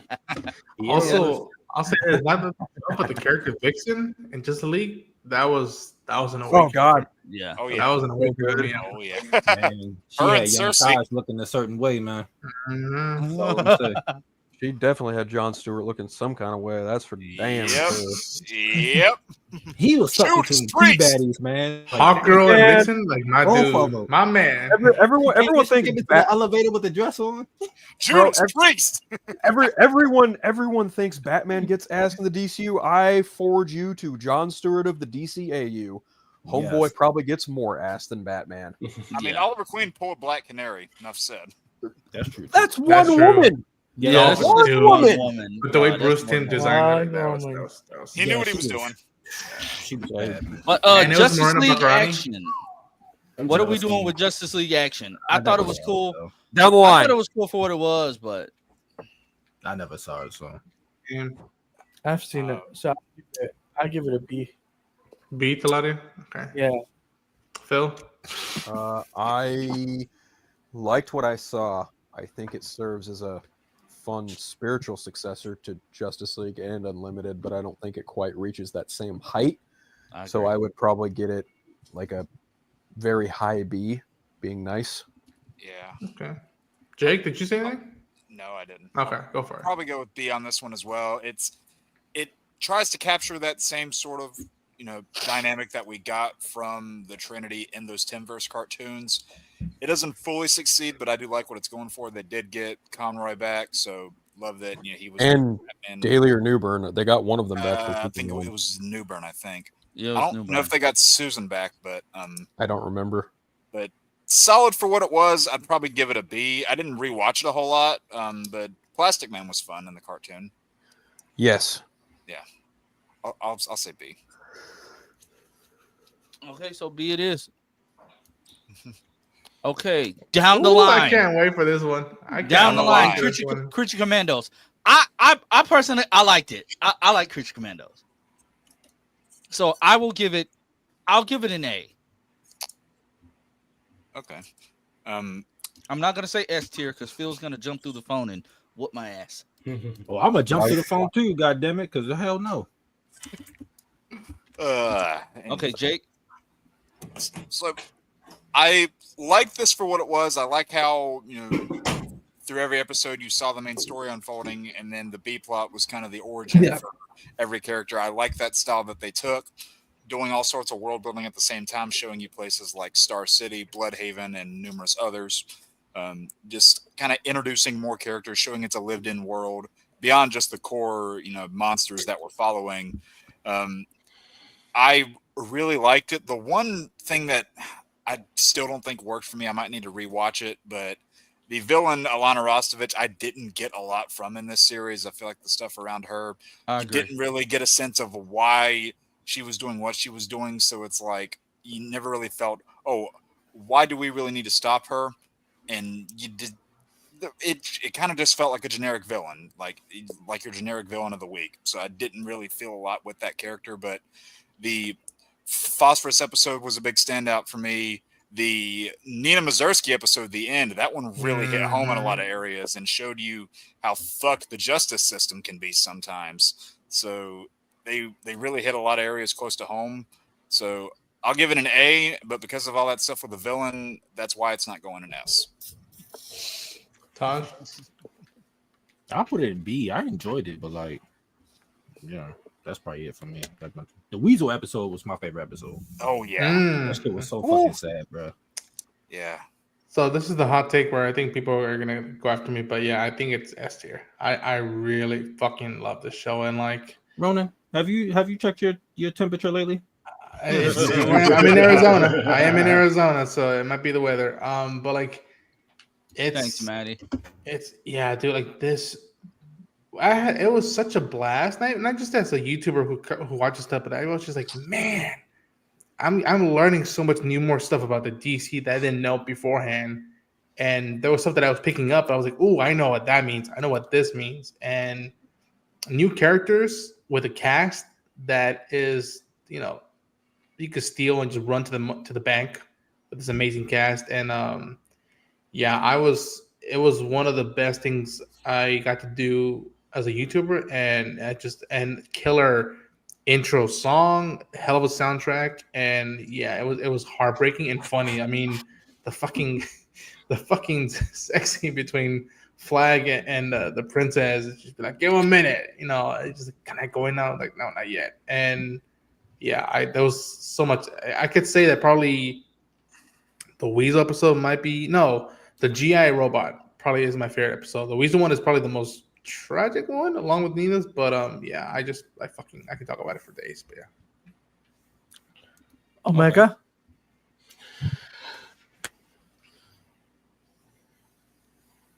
I haven't actually seen the whole thing. I know. I have seen a few really good clips, especially with the ones with GI Robot. From what I've seen, it looks really good. So, but I honestly can't give a full opinion on it. So I would say like a soft A. Okay. For me, I've watched the whole series, and it's it's a A. I'd say a low A. That's what I'd say. Okay. Phil? You might want to pull me up full screen. Uh-oh. Oh, this was seismic. This was a seismic event. I'm with Ronan. This is an S tier. This is hands down the best thing James Gunn has ever done. Hardly any notes. Wasn't a fan of the whole Dr. Frankenstein and the bride thing. That's literally my only qualm. Great music, great animation, great cameos, pretty solid storytelling all the way through. Hands down, this is my favorite thing James Gunn has ever done. S. Never thought I'd see the day you gave an S. Trust me, Lance. Never thought I would see the day you gave a James Gunn project an S tier. Lance, he messaged me like he was like, I'm into it, and I was like, get the fuck out. I was like, who are you? And I was like, yeah, man, I'm into it. Yep. What timeline are we in right now? He's doing the Death Note thing again. Mike's like, I don't know how that's making me feel. How you spell your name again? Mike is like, you just made the list. 2 L's. 2 L's, Mike. 2 L's. Big L's. I haven't added an extra tick to your name. It's like I haven't had an extra tick next to your name. What timeline are we? Okay, you know what? Just for him, I'm putting an S for Phil. I was not expecting. You have lost your fucking mind, Lance. No. Two people said S. Piss me off right now, bro. No, Josh Crash out. Here we go. Let Mike, what's yours? I gave it A. I enjoyed it. I loved it. I love the show. I'm having heart palpitations from Phil's review. The best thing that James has done, I think, is disrespectful in terms of what he has done. What do you mean? Yeah, dude. That's what I'm saying. The best thing he ever done. No. I see what you're saying. Yeah. No, I stand by that. This is hands down the best thing he's ever fucking written. This show had one of the best reactions I've had in my channel, and funny enough, Mike's in both of them. It's the Acolyte reaction and this one. It had this episode and the one with Phosphorus. Like it was a holy shit. Yeah, the Phosphorus one's fun. Like it's tragic too. Like, but then again, I'm a Batman fan, and that episode is pretty Batman centric, all things considered. But the Weasel episode is god damn, that one hit pretty hard. Making Phosphorus do what he does, putting him through his family's blood. God damn, that hard. Selfish name drop, but Sam Liu, the director of half of this series, he saw our videos and interactions, and he was just like, I like that y'all digging the show and well done. I was like, oh shit. Yeah. I came very close to interviewing James Gunn and Dean Morey for this show too, or Dean Laurie. Yeah, that was during the fire when it happened. Yeah, the fires kind of fucked that up. But I could see Phil now if he interviewed James Gunn now. Well, you know what? I like this. Listen, look, I would keep it professional. I'd keep it strictly to the content we're talking about. I wouldn't talk about Superman or any of that other bullshit. Is that Teen Titans next? Yes, it's Teen Titans. Oh, cool. Yep. Better put it where it should be. Hey, that's easy. That's S. I'm gonna put this where it goes already. Yeah. There's no even. Oh wow. Yeah. There's no debate here. No. There's no debate. Amazing. That haunted episode with Robin. Oh my god, that is still one of the best DC TV episodes I've ever seen. There is not a bad season of this show. Yeah, exactly. Not at all. They the need terror arc.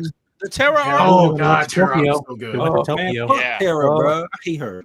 When Beast Boy was losing control of his powers, Greg Cripes, you will always be Beast Boy.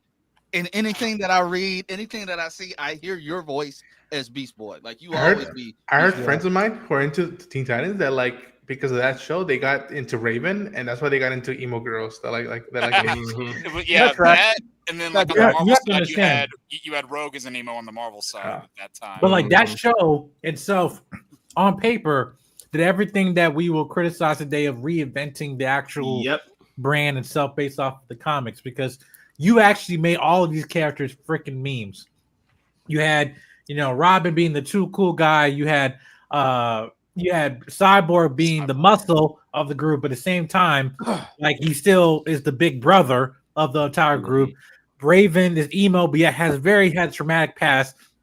But Starfire being the very invitational, like, oh hey, oh happy, jolly, girl, but yet it's her naiveness is also just come from her, for her past and where she come from and stuff. Right. And again, Beast Boy is trying to be, kind of glue of like, that kind of molds everything together, even though like he has interactions with He has his issues Cyborg, too. And stuff, but he has his own issues, especially you get to Terra and all that stuff.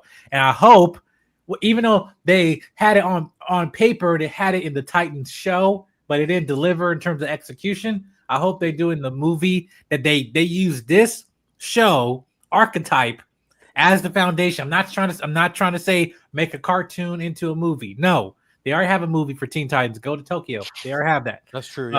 Yeah. I just want this to be foundation for young adults now more than ever. Than we talk about mental health and fish out of water and all that stuff and being weird and all that stuff. And how that relationships can break down at a moment's notice. Oh yeah. Listen, you don't get this show without the great late George Perez or Marvel. This show is predicated on their whole fucking run of Teen Titans, new Teen Titans. The books were rivaling X-Men in the 80s. Yes, they were. Yeah. Mm-hmm. It's like they made the two big books. They made these characters, made Nightwing's identity, made Slade. They were responsible for so much of what came from this. God, I love Deathstroke the Terminator. I have that whole fucking Marv Wolfman graphic novel on my fucking shelf. It's so great. They were cooking with gas back then. Minus the whole Terra Slade thing. That's the thing we don't talk about. We don't talk about that. Yeah, a lot of that was kind of creepy, but we don't do that here. Kinda? It is creepy. It's very creepy. It's not. It is very not okay. I'm being very light about it. Okay, so I think next week we're just gonna glaze this whole era of DC TV. I think especially this whole S tier line. But I want to keep going. I want to keep going because we can stay on that all night. I want to keep going. My Adventures with Superman. Oh, okay. Down the line. Me personally, I love it. I love the anime inspirations in it. I'm putting it. I'm not gonna say S tier because we still need more. No. I'm gonna say A. I can't even say A. I think it's good. I think it's good. I put it. We're in B. going down the line, Taj. It's Jake's turn. I'm black. I go first. That's yeah, the racists can go last. Okay. Fuck you down there. Anyway. I'm sorry, Taj. I'm sorry. Anyway, you was talking. I just jumped in. That's why I was like, but go ahead, Jake. Kind of in the same boat as you, Lance. I love the storytelling. The anime-aspired visuals I thought were pretty cool. It's hard to judge the show in its entirety because we haven't seen it in its entirety. But especially that first season, the dynamics between Clark, Lois, and Jimmy I thought were really cool. And Lois I thought was really strong as a character in this series. And they didn't do the whole what's often been called as a feminine trope with this series where they want to overemphasize the importance of the female character. No, Lois was just a very strong character here. And throughout this series, they introduce other bits of not only the Superman lore, but the DC world side of things. And we're going to see presumably more of that world with the whole My Adventures of Green Lantern thing coming. And, I'm so hyped for that. Well, yeah, love what we've seen. There's certain things here and there that I'm not fully sold on, but for the time being, I'll give it an A. You just don't like Jimmy Olsen because he's black. No, I would put it in B. That would have stopped me watching Supergirl if that was my problem. There you go. I would put it in Y'all B. funny. I don't like everything they did with Supergirl in the second season. I was kind of like, eh. So yeah. Haven't seen it sadly, but you guys been like singing the praise out of it, so I'll go with what It's you guys good. go. It's good. Yeah. Definitely watch it. Mike's just down there shaking his head. Omega. Haven't really seen much of it, just a few clips here and there. Okay. Mike is so disappointed. Okay. What y'all doing? Okay, you guys are gonna hate me for saying this, but I believe this is an S tier show. Ooh. I don't hate you for saying that. No. It's too early. No, but I'm just saying. Mike is not You're happy with that. Yo, they about to drop some new Jordans. Phil? I'm gonna go with A. I really, really, really enjoy this show. It might be higher had we seen season 3, but that is yet to be 200. determined. The fuck? I'm just saying, like I'm a huge anime guy. That's kind of where I fall from it. I do like a lot of the anime influences. I understand they may not be everyone's cup of tea, but I really enjoyed it. I like the dynamic, weirdly enough, between this version of Clark and Jimmy Olsen. I actually like that they're best friends. He knows that Clark is Superman. I do like the building of the relationship between him and Lois Lane. I like how they all kind of start out as like fledgling reporters, then kind of they grow into their own by the end of season 2. I really love the Kara Supergirl stuff and Brainiac. And I love that Brainiac was voiced by Michael Emerson. That means he has now voiced 2 of the biggest bads in DC animation. He voiced the Joker in Dark Knight Returns, and now he's voiced Brainiac in this. So overall, like I really, really like this show, and I can't wait to see what My Adventures with Green Lantern does. Who's a villain in Arrow too? We don't One talk Mike. about Talk Yeah, to us. Y'all better put this show, respect this show, man. I mean, seriously, I'm not gonna say it's S tier because again, I think that's still, that's the only thing I will agree about being too early because I think we have seen everything on the S tier. We've seen all of it from start to end, all of its fullest, So, I think to have that being S tier, but A tier, taking creative liberations with Superman adding the anime influences, but also on paper, the fact that you added diverse characters or versions of Lois Lane and Jimmy Olsen, and to the fact that you still kind of made it almost like a Smallville-esque type of story, but not like a carbon copy of people seeing in the early stages of before they hit their prime. I think Jack Quaid is an amazing voice for this version of Superman because again is that fact that not only his design but the fact that he is soft spoken and then Lois is the firecracker that she is and everything. I think animation perfect balance. Season 2, my only gripe, I did not like the design of Brainiac. Aside from that, I thought the entire arc for Kara and everything like that, I thought it was perfect. And I hope, even though in the movies they're gonna have it's based on Woman of Tomorrow and everything like that, but like that was a very different version of Kara that hopefully we get to the part like listen on paper saying having Kara being the angry one that makes more sense, that makes more sense, her being the angry one, but also now Clark when he's coming that even that final episode of season 2 of him hugging Kara that was very powerful. So it's just like I felt, and then even then, like him, Kara and Clark defeating Brainiac together, and that whole entire freaking fight was off the freaking chain, man. Come on, in space and right near the sun and everything.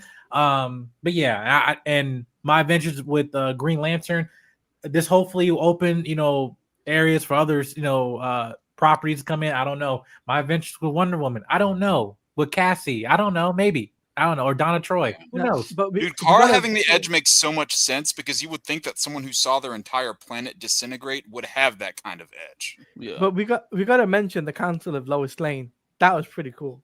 That was pretty cool. That was cool. Yeah. The one version of Jimmy being a female, and he was genuinely excited to see that. Yeah. Yeah. That was funny. But A. Wait, half of us said A, and you were looking disappointed the entire time. What's that about? Yeah. Okay, so we're gonna do one more, and then that's gonna be the part 1. because it's 7:13 here, and I know Taj got to go eat dinner and all that other good stuff. Why So the first person you bring up my every D&D game got time pushed he back, so want to that's end what's this still shit here. early. Every time he want to end early, I'm the first person he bring up. Other 'Cause you're people always- have responsibilities. Jake probably got to go mess with some black people. Ronan got to do some stuff. Omega got a D&D. Like, what the hell are we doing? I gotta try not to get Well, my deported. game got pushed back, so I still got like 15 minutes. What does Well, Phil shit, have he to got do? time now. I don't Playing know. video games. Frank's Crank my hog, hog. probably. He about Yeah, to I mean, play do we some do? controller? He about to play some games. I don't know. He got stuff to do. I mean, do we have time? I mean, do we have like? Yeah, well, I can do. This will be a good one to end on. Yeah. Yeah, we get on this one. That's fine. Okay, we End of the getting crop, on- maybe. Okay, so Yes. I mean, I mean, come on. it's yeah, kind come of on. easy, bro. Like, yeah, that's easy. Okay, yeah, S, and we're gonna start Because- glazing this one. Yeah, This is a good one to end because on. It's kind of hard not Yeah, to put in mess because you don't get any of this shit without this Any show. of this Yeah, shit if without You don't bro. get Kevin Exactly. Conroy as Batman without this show.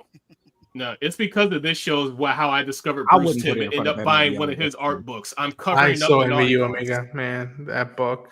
I should have gotten it when Yeah. I saw it at the record Oh. store. Man. Yeah, because of that, I discovered Bruce Timm and his works and everything. So I was like, Yeah. yeah, this show is absolute S tier, double S I tier. don't know if I This is already one told of you guys, but like as a kid growing up, whenever a Joker episode would like appear, I was like, oh shit, that was the episode to watch. And I always looked at the credits. Who voices the Joker? Mark And Hamill. I always said Mark Hamill, and I Luke was in Skywalker. denial. Yeah. Like, As a kid, I was in denial because I'm like, Luke? I was like, nah, that's probably somebody else named Mark Hamill. And then I Yeah. remember middle school, I found a video on YouTube of him doing the laugh, and I was like, Oh yeah, he has that voice. I was like, Right, yeah. Mark Hamill's a good voice actor. Oh, Actually, yeah. it's like I'm gonna say it. He played my favorite Joker. yep. Animated Yeah. series is my favorite Joker of all time. Oh, thank you, Omega. I really appreciate it. Not bad, Dude, Christmas Yeah, with I the know. Joker is a Oh, must yeah. watch during the holidays. Wait, Yep, you know, same here. hot take. It's always gonna be Jared Leto for me. Okay.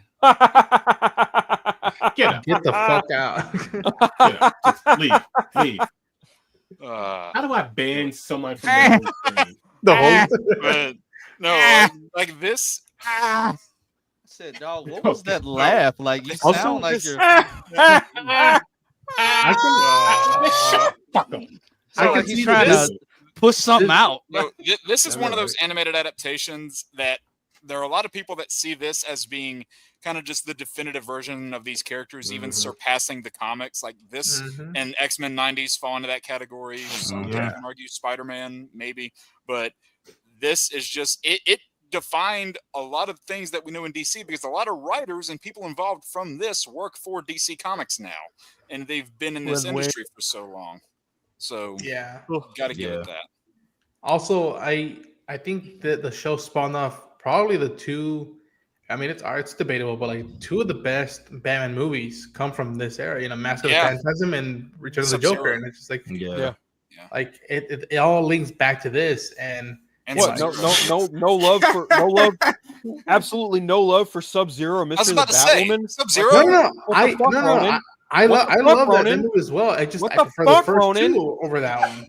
I'm serious, man. Like, what the fuck is wrong with you? No love for Mystery of the Batwoman. What the hell is wrong with you? I It's was about the Shame only on thing. you. That's about the only thing Shame on Batwoman you. was cool in. To me, when I think of Mr. Freeze, I think of the Heart of Ice episodes. I don't think of the movie. Woo! You done triggered Lance. Look at him. You will put some respect on Javicia Leslie's name. All right. Ryan Wilder wasn't a character yet, Lance. I'm talking I don't about care. campaign. Oh, okay, then that's fine. That's fine. Lance is ticked.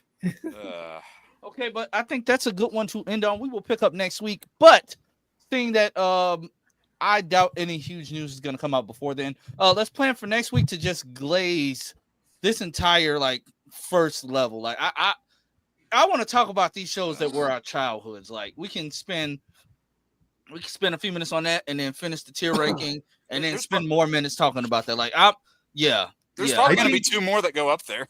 I think Cape Crusader is going to have a big convo for a lot of people. I think because that also is one that like people forget come out, but it's like you said two more. Yeah, I think there's probably two more that are going to go up there. Yeah. I only got one. So I say two because I lump Batman animated series and New Batman Adventures together. Oh, okay, that makes sense. Okay, but I thought we was talking about singular. I was like, ain't no other show up here. ST except one. I'm excited to finish this next know what week. that show is. Today was Static Shock. Today was a fun stream. We had a lot of guests, a lot of unexpected guests. Me raging out again. Damn you people. I'm sorry. Damn you people. Look who's in the chat now. Darren, you missed out on good conversation. Darren, you missed my rage outs again. Is this like legit July 8th? Yeah. Or July 7th? I feel like that's kind of late, but I mean, hey, it is what it is at this point. They did the same thing for Killer of Killers, where it was like before you do the socials, and then hours beforehand they did the review. Ronan, you're all blurry. Okay, no, never mind. That's the fucking webcam. You napped all evening. First, you miss Ranger Nation. Hey, and then you do the. Hey, speaking of, hey Phil, I'll be doing that too. What are you doing Sunday? I might be out of town, but I might be home. Why? Matter of fact, I should be home. You want to jump in to talk about the Mighty Morphin episodes with the Taj? We're on we're heading into the power transfer, right? Yeah, you guys are the Stone Canyon trio. It's the first episode they bum bum bum bum bum bum. Oh, is that when we get Rocky and Adam? Aisha, Rocky, Adam, and Aisha. Yeah. Oh, I'll think about it. I should be able to. Because all we did last week was just Glaze Tommy being the White Ranger. I need to Okay, that makes That's sense. That makes sense. Well, of course you like that, Jake. Of course you like that. Listen, Tommy's my goat, so you know. Jason is my goat. No denying. Jason is mine.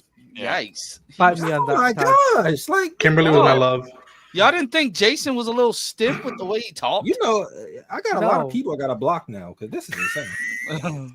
Mike, you put some respect on the Red Ranger, Lance. Mike, why is your beard I like him, under I like your him chin? better as the Gold Ranger. Like I think he's a better character. Oh my god! Jesus, one is all Styles beards. Mike, that's terrifying. What? Let's go. Die! Damn Goku! That just scared the hell out of me. That scared the shit out of me too. Let's end this. Let's go. Wait, hold on. We have a special guest. That just showed up. I know who it is. James Gunn. I'm just kidding. James Gunn. He's using an alias. He's using an alias. Nani? He's got the same goofy fucking grin as James Gunn. That's for sure. His hair's a little less white. Darren Oh God, Mike, look at your face. I just know. Umaewa. Dominela. Darren, you got to go early in the rankings to see me rage out again. Yeah. Oh God. But before we go, let's go down the line. What does everybody have coming this week? Me personally, outside of Mike's maniacal laugh. Umaewa. I'm gonna try to get some content out, like get some more content out this week, but it'll most likely be clips of this wonderful stream. And yeah, I'm gonna be watching the Green Lantern show. I'll drop my thoughts about that since it'll be my first time seeing it in its entirety. But other than that, Jake's Lost Levels, where he goes into abandoned factories and gets lost in the different levels of the factory. Yeah. Racism. Bro, what? Lance, you're not wrong. Phil might not be wrong. Might not be wrong is crazy. Might not be wrong, even though he normally is. Like his guys, no. that no. We got. Have a nut, huh? Man, this is what happens when I know you too well. Anyway. I'm not the one you got to worry about. He writing your fucking name in the Death Note. You're fucked now. Yeah, fucked. He's gonna have to get in line. A lot of people have done that. Anyway, dark. Anywho, what you got coming, Jake? So, other than the Lost Level stream this Sunday, next character costume ranking I have coming out. We did our Iron Man one. Our next one coming up is Deathstroke. And because Batman Begins turned 20 this past Sunday, I'm doing a retro review of the movie game. Other Arkham rankings coming out. Next Arkham ranking coming out is the Arkham City boss fights. And then gonna test some bonus videos coming out later at the end of this month. Gonna see how they do. Won't spill the beans on them yet. Was waiting for that. He said beans. And then my other Secrets videos, Secrets of Arkham, Secrets of Marvel, the Spider-Verse, whatever the hell I feel like doing. We've got a Jack and Dexter Let's Play going on right now. And yeah, all that. Lost Levels is on Sundays, 7 p.m. Eastern. Thank God. Tosh? What do you have coming? Get it? Me. Mike is so I don't talk about that type of stuff in public. Thank you. Mike's face. Oh my God. I got my block reaction coming out tomorrow. Kicking It Lab Rats. They come out this week too. That's pretty much it. I ain't got nothing else. Kicking It still on? Also Ranger Nation is going up on Sunday, you guys. We're actually doing it on Sunday this week. Our normal time. Because we got rid of Darren. Okay, Taladia. You guys can check me out on YouTube at Taladia Plays. What I got coming up on my channel is I'll be doing some content based on Absolute Reports. I'll be taking a break from that and then covering 007 Verse Light, and I'll be covering Marvel Rivals content and Marvel Fighting Soul, Token Fighting Soul. I'll be covering that too. So stay tuned for that because I got videos on that. Quick question. What's your rank? What do you mean rank? In Marvel Rivals? I don't play rank. Oh no! Y'all play rank either. He's like, oh, your name's going in the Death Note now. No. I'm not that. Hey, Mike, just to burst your bubble, I'm not that brilliant. Damn it! I play one-handed, so I'm the one-handed bandit. Oh, you play Emma Frost and just play one-handed. Yeah, we know what his other hand's doing. No. Nah, man. Feels like we're at the bar. Okay, anywho, Omega, what you got? You still find my work at deviantart.com, Omega Bellatar, or I post some of it on Blue Sky at Omega Cosmos on Blue Sky. If you want to see the naughty stuff, that's on Rita Erotica under Omega Bellatar. Hey, now if you want to look, go look. Hey, I got some pretty good, decent stuff up there. Cut the check. On Threads, also more Threads. That's where y'all see most of my work. So, but yeah, the bulk of my stuff is on DeviantArt. I think I posted something about maybe a couple of days ago. Why the fuck are you playing with an upside down controller? Because I'm playing Legend of Zelda, you cuck. That doesn't answer the question. Right. Wait, why are you playing upside down with Legend of Zelda? Because I'm doing a temple, not a temple, but a shrine. I'm doing a shrine. Oh, okay. Ronan. Ronan. You can find me at Ronan Unchained on YouTube on all the socials. I did 2 trailer reactions today, technically 2, but it's for Sandman Season 2 and the new FF TV spot. I'm going to be doing anime coverage as soon as I can before Season 2 of Dandadan occurs, because I think I'm going to start with the anime. And then... did you say the season of Dun-Dun-Dun? Dun anime? Don't drop that. Yeah. And then about over a month, you'll see me and Lance and others geek out at San Diego Comic Con. So be on the lookout for that stuff. Hopefully Phil is there, because Phil is our fearless leader, and we follow him wherever we go. If I had a guess, I would have took that shit out right there. Holy fuck! Me? You guys are fucked then. I feel as if we're gonna get into some shenanigans. Oh, it's my turn, isn't it? Yeah.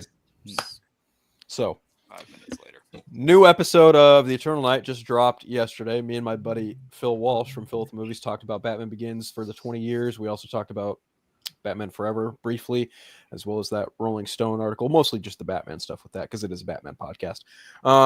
Friday Phil every Friday at 4 o'clock Pacific Standard Time, as well as you can catch me here every Tuesday. You can catch me on Council Creators every Wednesday, and the Vodka stream every Friday. All right. Hold on real quick, Mike. What are you smiling so hard at? You did that Jedi trick. He's smiling really hard at something. Must be watching some skin flicks. Okay, Mike. Please take the filter off. Jesus. Flicking his skin. Well, if you want to go, you can go to Rain Erotica. I'm on YouTube. You can find some good shit up there. He gooning hard for Sophia Turner. I mean, what? I mean, here's wouldn't. I mean, Sophia Turner. Okay, Mike, what you got other than helping me get into the African American Critic Association next month, which I'm gonna bug you about? Is he charging you yet? Oh, I'm about to. The African American. I text him about that like every other day. But yeah, no. You guys can find me on YouTube at Jedi Mike. Wait, what'd you say? I thought you were gonna say we can find you twerking. No. That's on my OnlyFans. Yeah, that's his OnlyFans page. Yeah, pay extra for that. Yeah. Yeah, $5.99 a month. We 20% off.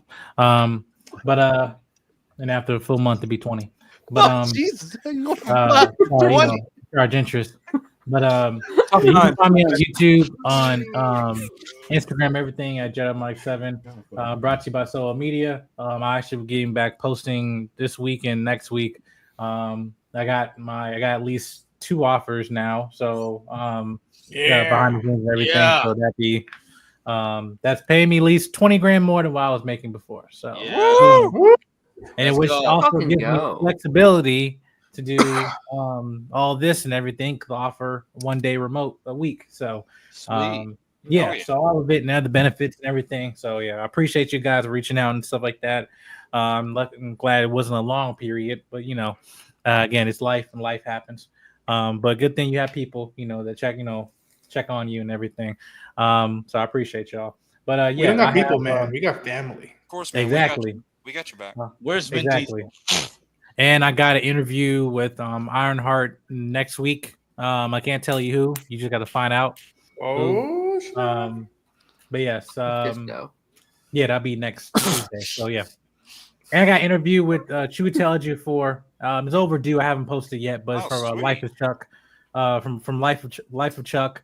So make sure you guys go check that movie out. That'll be posting sometime this week. But yeah. Okay. Nice. Yeah. Darren, even though you just got I here, can't get a shout out. I just got here. You always I can't join. Darren, you always get a shout out. Darren, everybody loves Darren, the goodest of boys. You know what? That's fine because I'm not here this week. I got a pre-recorded pipeline on Thursday with Ronan. So we chatted something. Go check that out. Yeah. Okay. Also, he will be any Ranger Nation people. He will be posting his thoughts on his channel and linking them into the podcast playlist. So be on the lookout for that. He will be posting the 5 episodes we talked about yesterday and the 5 episodes we will be talking about Sunday. He'll be posting his thoughts on all of them. And yes, I have to say they are very, very scandalous from what I understand. And my video or the episodes? Did you land a big video. wet fart after you listened to it? Gotcha. Yeah. Okay. Yeah. Good. I may or may All right, not with that, strip, I gotta go so- get out. My game's about to start. See y'all later. See ya. I want to thank everybody for being here. This is gonna shock Darren, but Chainsaw was here today. Yeah. But I wasn't here. What a traitor. DJ Eric was here today. Eric was here. Yeah. Yeah, and someone else was here. At least one of their minions, and I think my Negro spider senses are tingling. But anyway, we can talk about that in the back chat. I be thinking. We're still live. You know that, right? Just saying. Why did he just look away like that? Bitch ass niggas.